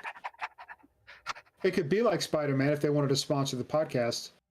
Continue. No, Knee sponsors the podcast. Get this But moment straight. Knees has sponsored the podcast, so we're doing Come on. synergy here. Let's go. Knee swings down the wall, facing the bad dude the whole time. So he's actually going down the wall with his back to the wall. Right. Yeah. And then as he gets closer, he reaches his right arm into his hooded cloak and pulls out the mirror. Only this time, he takes the non-reflective edge and he makes sure that it is He takes the reflective edge and he points it away from the guy, so he can't see it. He also knows what part of that mirror is very, very sharp. So do you break As the he mirror or swings- something? Because these mirrors are usually not sharp unless you break them. Are Might you... Anyways, Are you carrying around a broken mirror? it chipped. Let's Still a check. functional mirror, but part of it got chipped, right? And it stuck him a couple of times. It's kind of annoying, but not right now. Like, I would like to spend a pip to say that when I set up all the traps with my body, that bits of it fractured. There are no pips. I know there are no pips, but I mean, I feel like that would be a fun moment. It would be a good pip. Yeah. All right, so I'm gonna say as you get up there, you see that you're holding a hand mirror. It's not gonna So do wait, much are damage. you so Zero? Are you saying your action is to metagame? No. Hey, do you break the mirror, or how do you use it as a sharp end? I break it, and then I'll use both. Yeah. All right, you grab a piece of this mirror, climb on top of this dude, try to stab him. Roll Corvus. This 8, 9, 10 foot tall dude in a suit of armor made of gold. Sword stuck in him over here. Other sword stuck in him over here, like a porcupine. Meanwhile, Zero's like slinging around, holding on, flames coming up. The dude doesn't really see what you're up to as you climb up and try to stab him in the neck. I got one success. Unless, All right. does anything actually add to the corpus roll? Your skill, if you have a skill, then it will. Yeah. You did use lethal precision. Yeah, I Yeah, thought you So that used, should yeah. be plus. Yeah. Yeah, So so in that that gives you case, I have +2. 2 successes. So that means you have 3 successes, right? Because you rolled 1 and you got 2, or you only have 2? No, with the lethal precision, that brings me to 2. Okay, so that is a miss. As you cut him on the neck with this mirror shard, you do jack up his neck, and you're sitting there like, getting at him, but it's not, you're like sticking him. It's dealing flesh wounds. It's not really like hurting him that bad. But you are Yeah. annoying him and frustrating him. I do have a point. I thought skills gave you an additional 2 successes, so you rolled 0 success. Oh, wait a minute. No, then I got 3. Okay, so roll a d4 plus 1. Thank you, kid. That's a 5. As you stab in, you see it's not doing much. How do you make it do something? Huh? Well, How do you first, make it do something? You No, give him I'll the tell you good news. exactly How do you do it? I'll tell you exactly how I make, do something. I miss. I go for the neck and I miss, right? And then I realize, oh, he's got eyes. Oh, Jesus. as you take one eye out, you're like, oh! As he's like, blood's spewing everywhere. He's like trying to grab at you, Zero. All right, you guys have gone. Anyone else this turn? I'm going to do Nada again, and I'm gonna let you play. Have you already gone this turn? I don't know. I'm not This sure. If round? we're I still think this- you have. Yeah. I think you have. Okay. All right. So, Drizzle, because you saved her. Well, I did sit back too to regain. You set back. You did set back. Yeah. So you did set back. Maybe you have an Ambrosia, because he did set back. No, Yeah, I because went he first. undid. Yeah, he did. I went He first. undid your do nada. You were doing nada. Okay. So this guy actually does do his round, his action. He was going to the spire to turn it into gold, but he got stabbed and then one of his eyes taken out. As he reaches up and tries to grab both of you, turn you into gold. Yes, The- Midas. Corpus for both of you. So many corpses. As you're right there, it's very easy for him to touch you. Threshold is 4. Oh, well, it looks like I'm the gold man. I haven't rolled so many ones. And you have 4 of them. Oh, no, I rolled 3 ones. I rolled 3 ones. Don't you have 4 dice in your corpus though? Yeah, I rolled 3 what you said ones and a earlier. 3. Oh, Yeah, 4 is a difficult roll. Very difficult. Yeah, I did not make that either. All right, I guess you can call it as- golden eye. As you guys see, these two start turning into gold. All right. Andrea, roll a d6. Drizzle, roll a d6. We'll take the higher of the two. I got a 5. Ooh. Okay. You both take 5 moments of damage.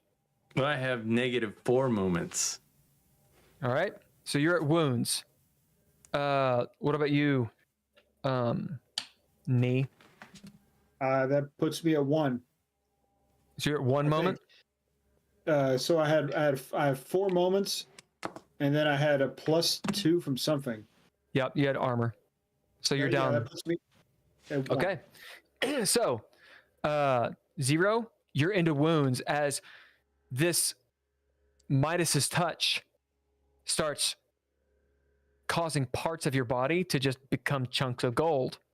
As you take that wound, a good chunk. So roll corpus against slump. The threshold is 1. If you fail this, you die. Well, I'm sorry. got- If you fail this, you go into slump. Sorry. I got can I do I use a skill or anything? Yeah, if you can use a skill, sure. I do have unyielding will. Yeah, so that'll work. So I have Sure. 3 You're fine. As you've taken this wound and you're resisting slump, as you're like actually like a part of you is just made of gold. Yeah, Like I maybe would like on say your- my on your- on your- pinkies, any small elements, like all my fingernails are gold for Just gold. sure. My eyelashes are gold. My hair cuticles are gold. My gold. nostril hairs are gold. My tongue, like the tip of it Yep. is gold. One so nut.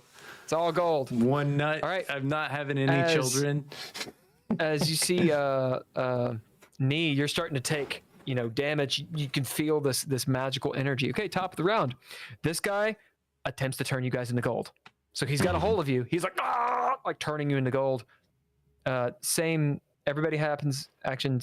Everybody takes place at the same time. So I what do you all would doing? like to take charge once again, Okay. as I'm still alive, and I would like to. I saw the joy and of what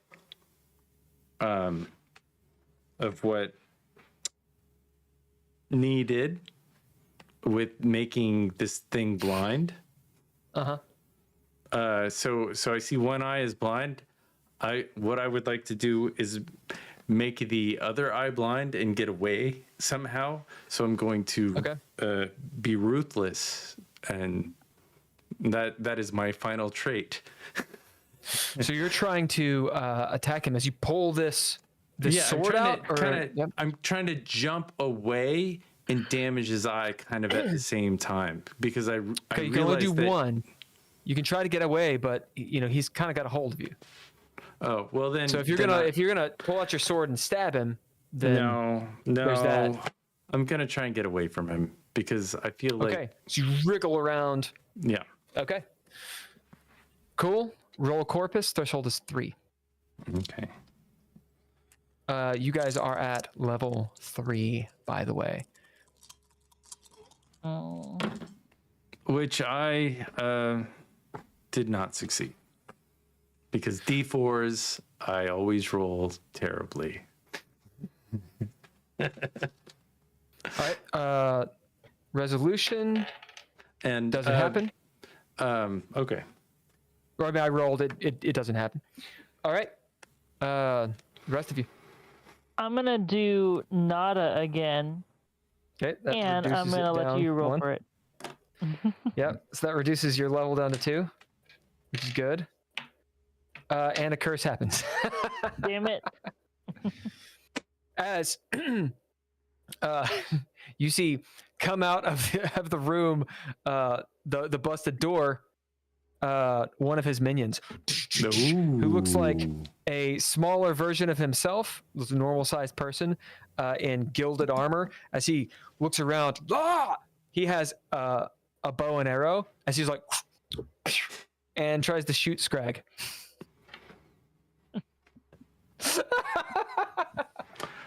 Fail. Be corpus. Oh. Threshold is 2.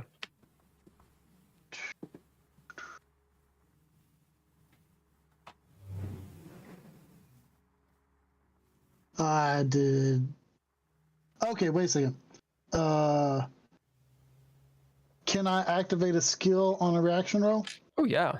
Yeah, anytime Okay. you can make a skill happen, roll. So I do Shadow Meld, which, because I rolled absolutely nothing on the dice, but with Shadow Meld, that'll take me to 2 successes. Correct. As you move out of the way, ping, ping, and you see the arrow break off the wall, you resolve. Oh, wait, you didn't act. Sorry, you're good. Okay. Yeah, actions.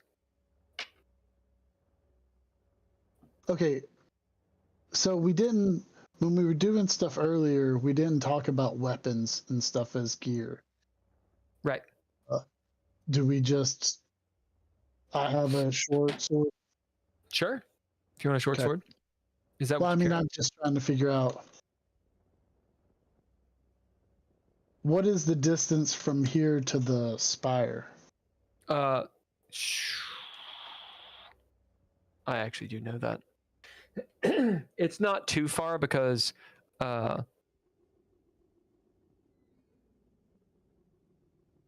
Zero was able to jump it. Hold on. Where's this? Okay, so you're in room 2. It is about 15 feet away. Oh, 15 feet. The room's around 30 feet in diameter.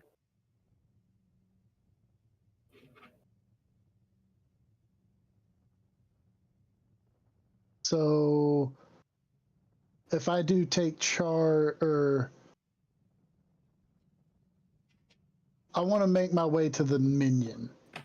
Do I need Okay, so to that'd be taking charge. take charge? Okay. Yep. So I'm gonna do take charge and bid my bond with Ambrosia. Nice. Okay, so your bond with Ambrosia, we don't really have a mechanic for the bond. It's more of it's more of a role play thing. We'll say that what that does though is it'll give you an extra die to your roll. So I think that's pretty cool. So whatever die you have for whatever you roll gives you an extra die. So that's exhausted. As you get up to this person, what do you do? Oh, okay. Because I was going up to attack. Yeah, attack. But okay. So corpus. Yep. 2d4, and then what die would I use for the bond? The same one as your corpus. A d4. Okay. Yep.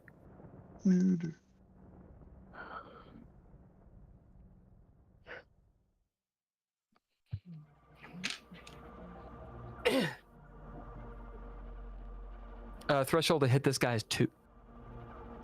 Did not get anything. And Shadow Meld doesn't. Well, I'd use Shadow Meld on the reaction, so I can't reuse it now. Sure you can. It's a skill. Okay, then that's 2. Yeah, skills are not traits. If you can add a skill to it. I didn't know if the reaction, yeah. because it's the same round, if it counted. So sword, D4 plus 1.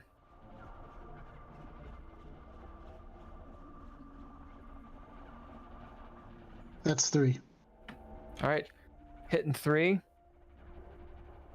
As you run up with your short sword, get into melee with this guy. He's got a bow, so he kind of tries to block with the bow a little bit, like Legolas. As you just stab him, as you like get up in his armpit and blood's pouring out. He's definitely not as powerful as his master. Okay, Ambrosia. Oh no, I already went. Oh, you went. Yeah. Okay. Any other actions? Yep. Technically, it's Knee's turn. Knee. He's the only one who hasn't gone this round. I'm gonna have to skedaddle for tonight. I know. Give us 5 minutes and we'll wrap up. I'm looking at it. Knee will take charge again, and if that other eye is still functioning, he's going to go for it. All right. Threshold 3. Make your bid and rock and roll. The curse, by the way, Scrag, as you get up to him and start attacking, you see behind him, there's 10 more. As you guys are at... We're in trouble. You're at perilous right now. Baddie reinforcements arrive. They're extremely prepped. But they can't all get in here because it's just one door. Yeah. But you see the dungeon is alerted. They're coming after you. All right, what'd you get? I'm just going to say I'm going to bid my bond with Skag. Okay, so you get that extra die. Strider. So roll. Roll. 1, 2. If you get out a skill, do so. Using lethal precision again. All right, what'd you get? And so that gives me 4 successes. All right, you definitely hit. Roll damage, be D4 plus 1.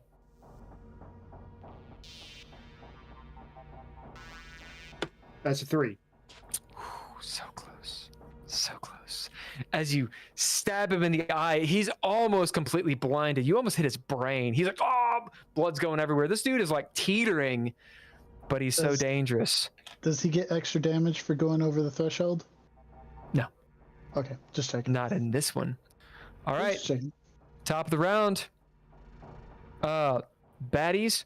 A couple of them are coming in, shooting at you guys. This guy is attempting to grab onto the 2 people that are on him and turn you into gold again. So that's what's going on. What are you guys' actions? I'll take charge this time. Okay. Because I mean, at this point, there's no point in trying to lower it because we're just fucked. So I am actually going to bid Spellcraft and then use the skill Ritualistic Summoning to try and summon a spirit to aid us. I love it. As what kind of spirit do you bring? So because we're in, the danger zone, let's say it's I don't know, it's like a demonic spirit. Yeah. That's as likely to aid us as it is to harm us. I love it. As this demon erupts from the ground, tongue licking and shit, as it flies up to you, Ambrosia, sulfur in its wings, and it says, "Bitch, you owe me money." And Ambrosia takes off her boots and hands it to her. Here you go. All right, that'll do. Says he takes the boots. All right, what about the rest of you? You're still at threshold 4 or level 4. I'm gonna bid role play, Okay. and as I see this demon rise that says, "Bitch, you owe me money," I'm gonna bid my bond with Ambrosia to take the coin purse that I have full of the coins and throw it at the demon, even though it goes against my better judgment. But because I have a bond that is so great, I love it. As the demon's like, I like you. Absolutely. Getting that XP. So we'll roll to resolve. and I will resolve to. I'm guessing the demon that, like, my resolution is I kind of go light, because I'm expecting that to be turned to gold in the next moment. No. All right. Well, that is not the perilous. Then how's that? We are what danger level are we? You're at 4. At 4. So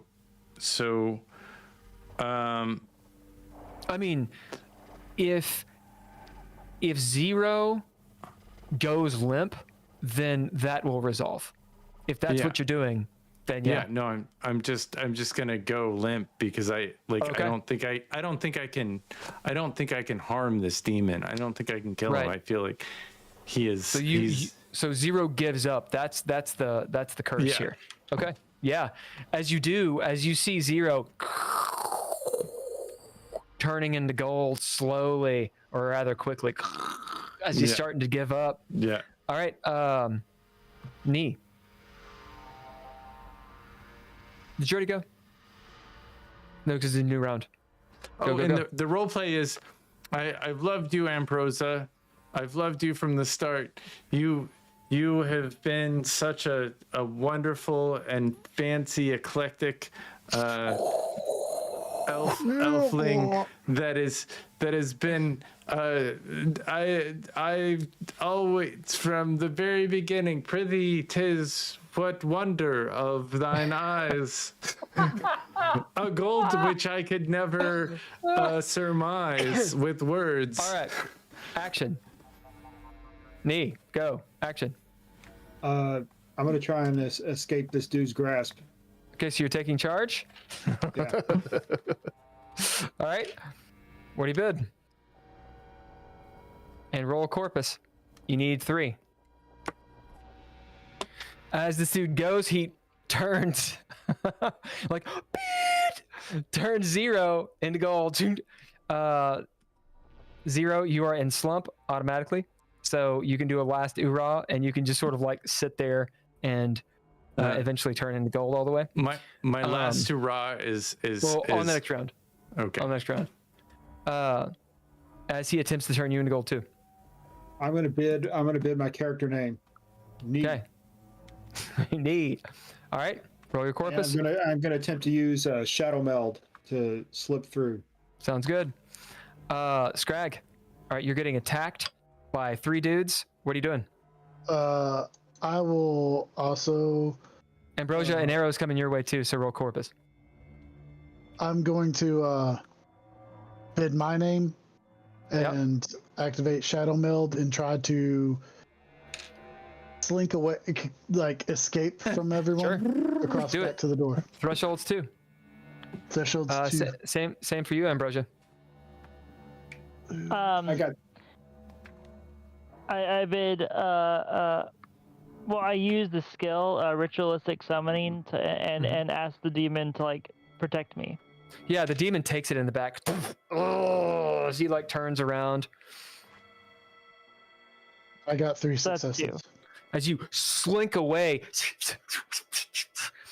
these arrows flying over you, you jump down into the pit. You're ducking and weaving. You run past the big dude, and you see, you see 0 turning. He's like, going in a slump. Meanwhile, Knee, what'd you get, Knee? 3 successes. As he just barely gets out of the bad guy. His name's Malor. Malor's touch as he slips out. All right. Bottom of the round. Malor has attempted to go. One last action from all of you. What do you do? In my last action, I will take the sword the magic sword that I found. You taking charge? Yeah, I'm gonna take charge, Okay. and I'm gonna twist it into Malor. Roll damage. What is the? So this is a d6 plus 1. As you twist it, you raise up, he grabs onto your body.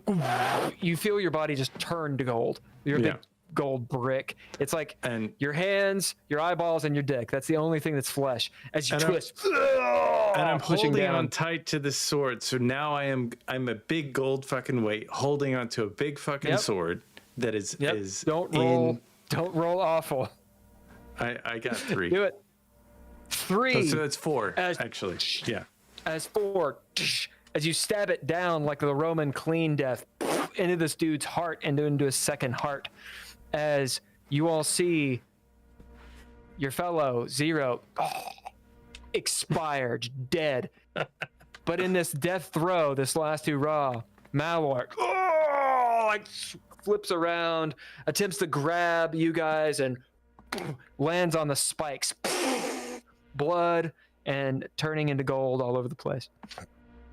That's them. Rest of you actions. I am taking charge, and I am trying to GTFO by using Shadowed Strider. You are at 9th layer of Hades, by the way. Even the implausible bad happens. Your NPCs are foes, although you don't have any. They've got that one Batman gadget. As you're trying to get out. Cool. Yep. So we're gonna say this is it's up to you how you're going to escape. So that's what you roll. The threshold for this, we're gonna say it's 4. It's difficult, very difficult to get out of this situation.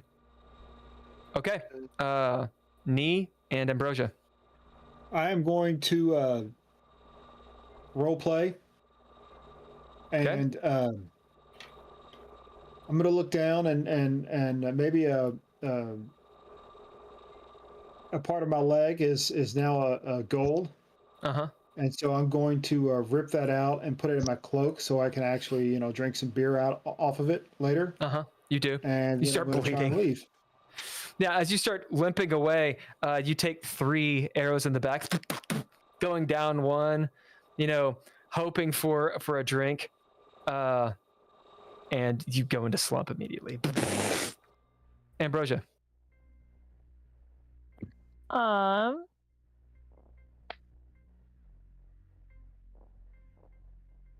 I don't, I don't know. You got that demon there. You see running past you, the door open, hitting Scragg's ass on his way out. He's fucking piece it out, dude. I'll take charge and Awesome. yeah, sort of hold my arms out and ask the demon to to carry me outside because it can fly. I'll do more than that. As he grabs onto you and takes you to hell. Fair. All right, how many threshold? How many successes you get? Not, or 2 technically, it's not 4. All right, as you're running out, Scrag, you see Ambrosia get taken away in a fucking chariot of fire. You see the sacrificed, heroic last moment of Zero, defiantly plunging his magic sword, still flaming, into the boss, killing him. You see Nee taking a knee, slumping over as he's just barely pulling out his little flask to take a drink before a bad guy comes over, chops his head off. Done. Meanwhile, you take 2 or 3 arrows, running out. Do you get to the end? The camera's doing this whole number. Oof. Okay, so you got 2. That means we're gonna give you 5 moment damage. So how many have you taken any wounds? No, I actually only have 1 moment left. In that case, in that moment, as towards the exit, The eyes close. Breath. As you burst out from the brambles out of the cave, and they don't follow you into the light as you're running with several arrows in your back. The sole survivor, as far as you know, of this adventure. Of the Howling Hollow.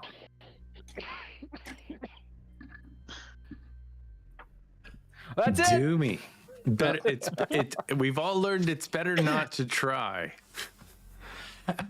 Actually, ironically, had you just attacked him, you'd kill him. Oh yeah, no, for the last, yeah. No, you're probably right. But there were. No, I loved it. The sacrifice was great. Yeah. There were, All right.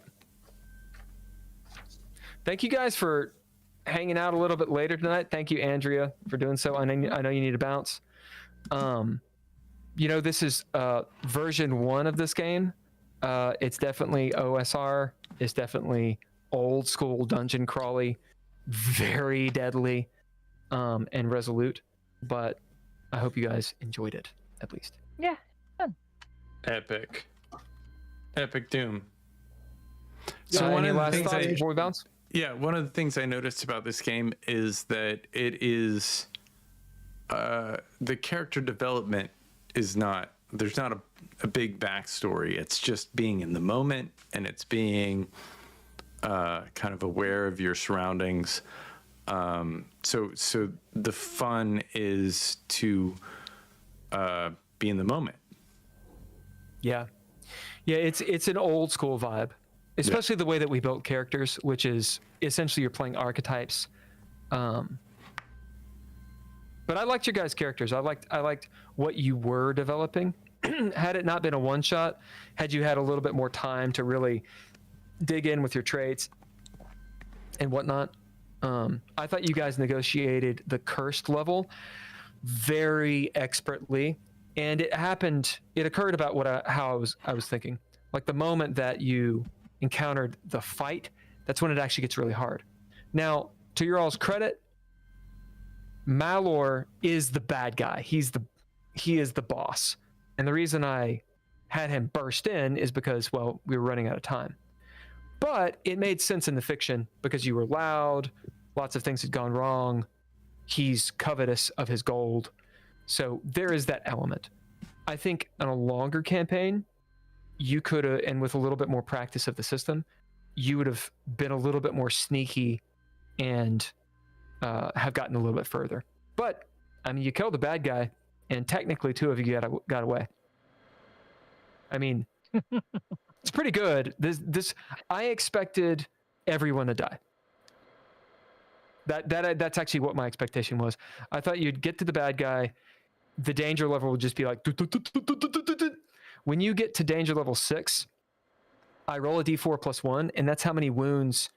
That's how many players just take wounds. Like past your moments, you just start taking wounds.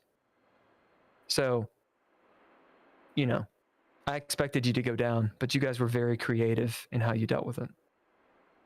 Which one do you like best? Do you like DreadLore more, or do you like Cursed more? I like the less dice rolling adjective based game where we role play and take our time, and there's no straight line, and we're like in a maze that the consequences aren't immediate. What about you, Andrea? I personally, I feel like for one shots this is probably better in the sense that because it's so crazy, like dangerous, like you can die so quickly. Like I feel like this is definitely more appropriate for one shots. You could definitely die. Yeah, but for longer games, I think I personally definitely like DreadLore better. Yeah, great one shot. Holker, Drizzle. I like this system. I think you should have pretty much pre-made characters ready to go in the spirit of this of this system as if you're doing one shots. You're more playing archetypes. Yeah. You start with a magic card. Yeah. Mm-hmm. And Drizzle. I think this is interesting. I think it needs tweaked a little bit. Yeah, it does. It does. But it's a cool concept.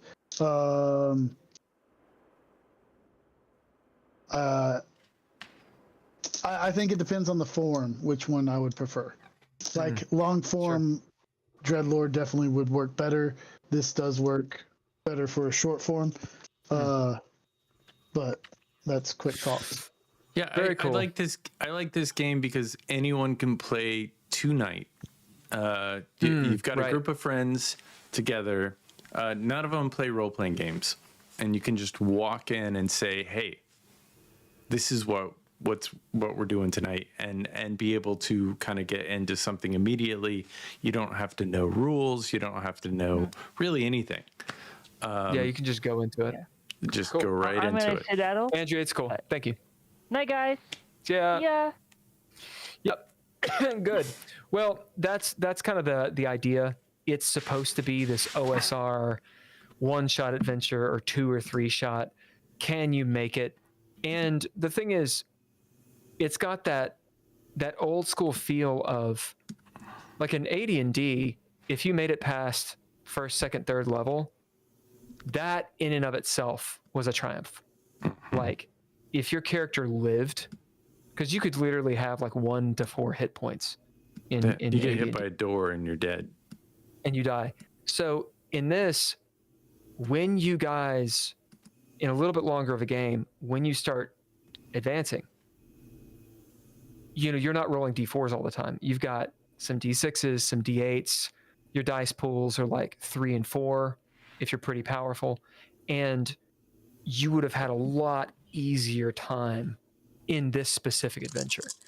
So I see it like, baseline, you get 5 points and 5 traits.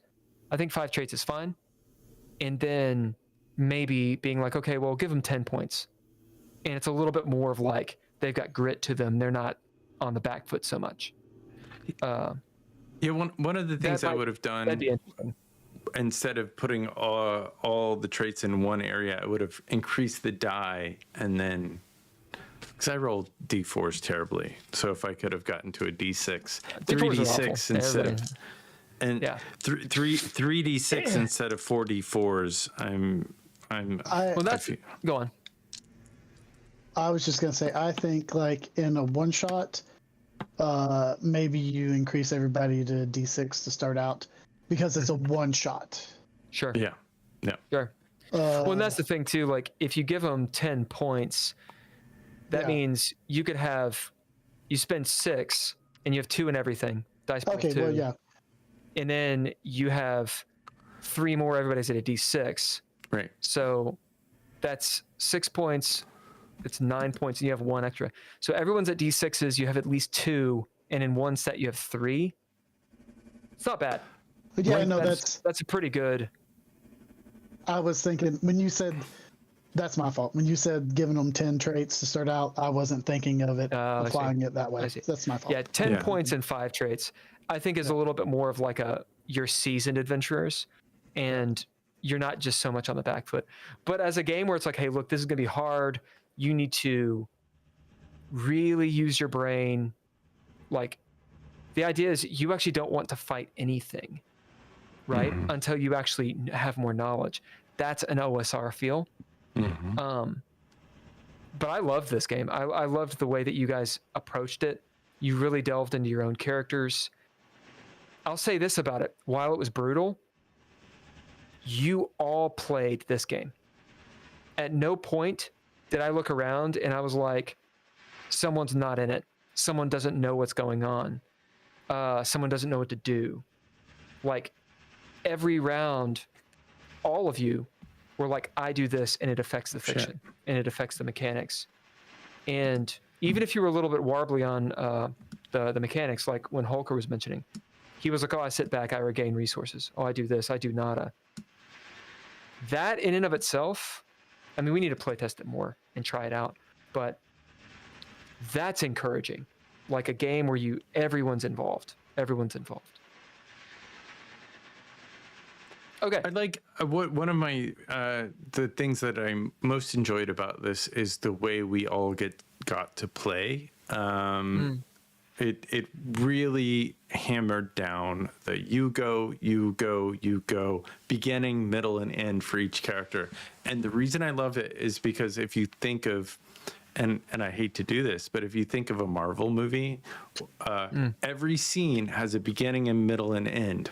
And I think that every turn, one of my favorite things about this process, has a beginning, middle, and end. So you assess, and you know it. you perform, You know it. and then you conclude.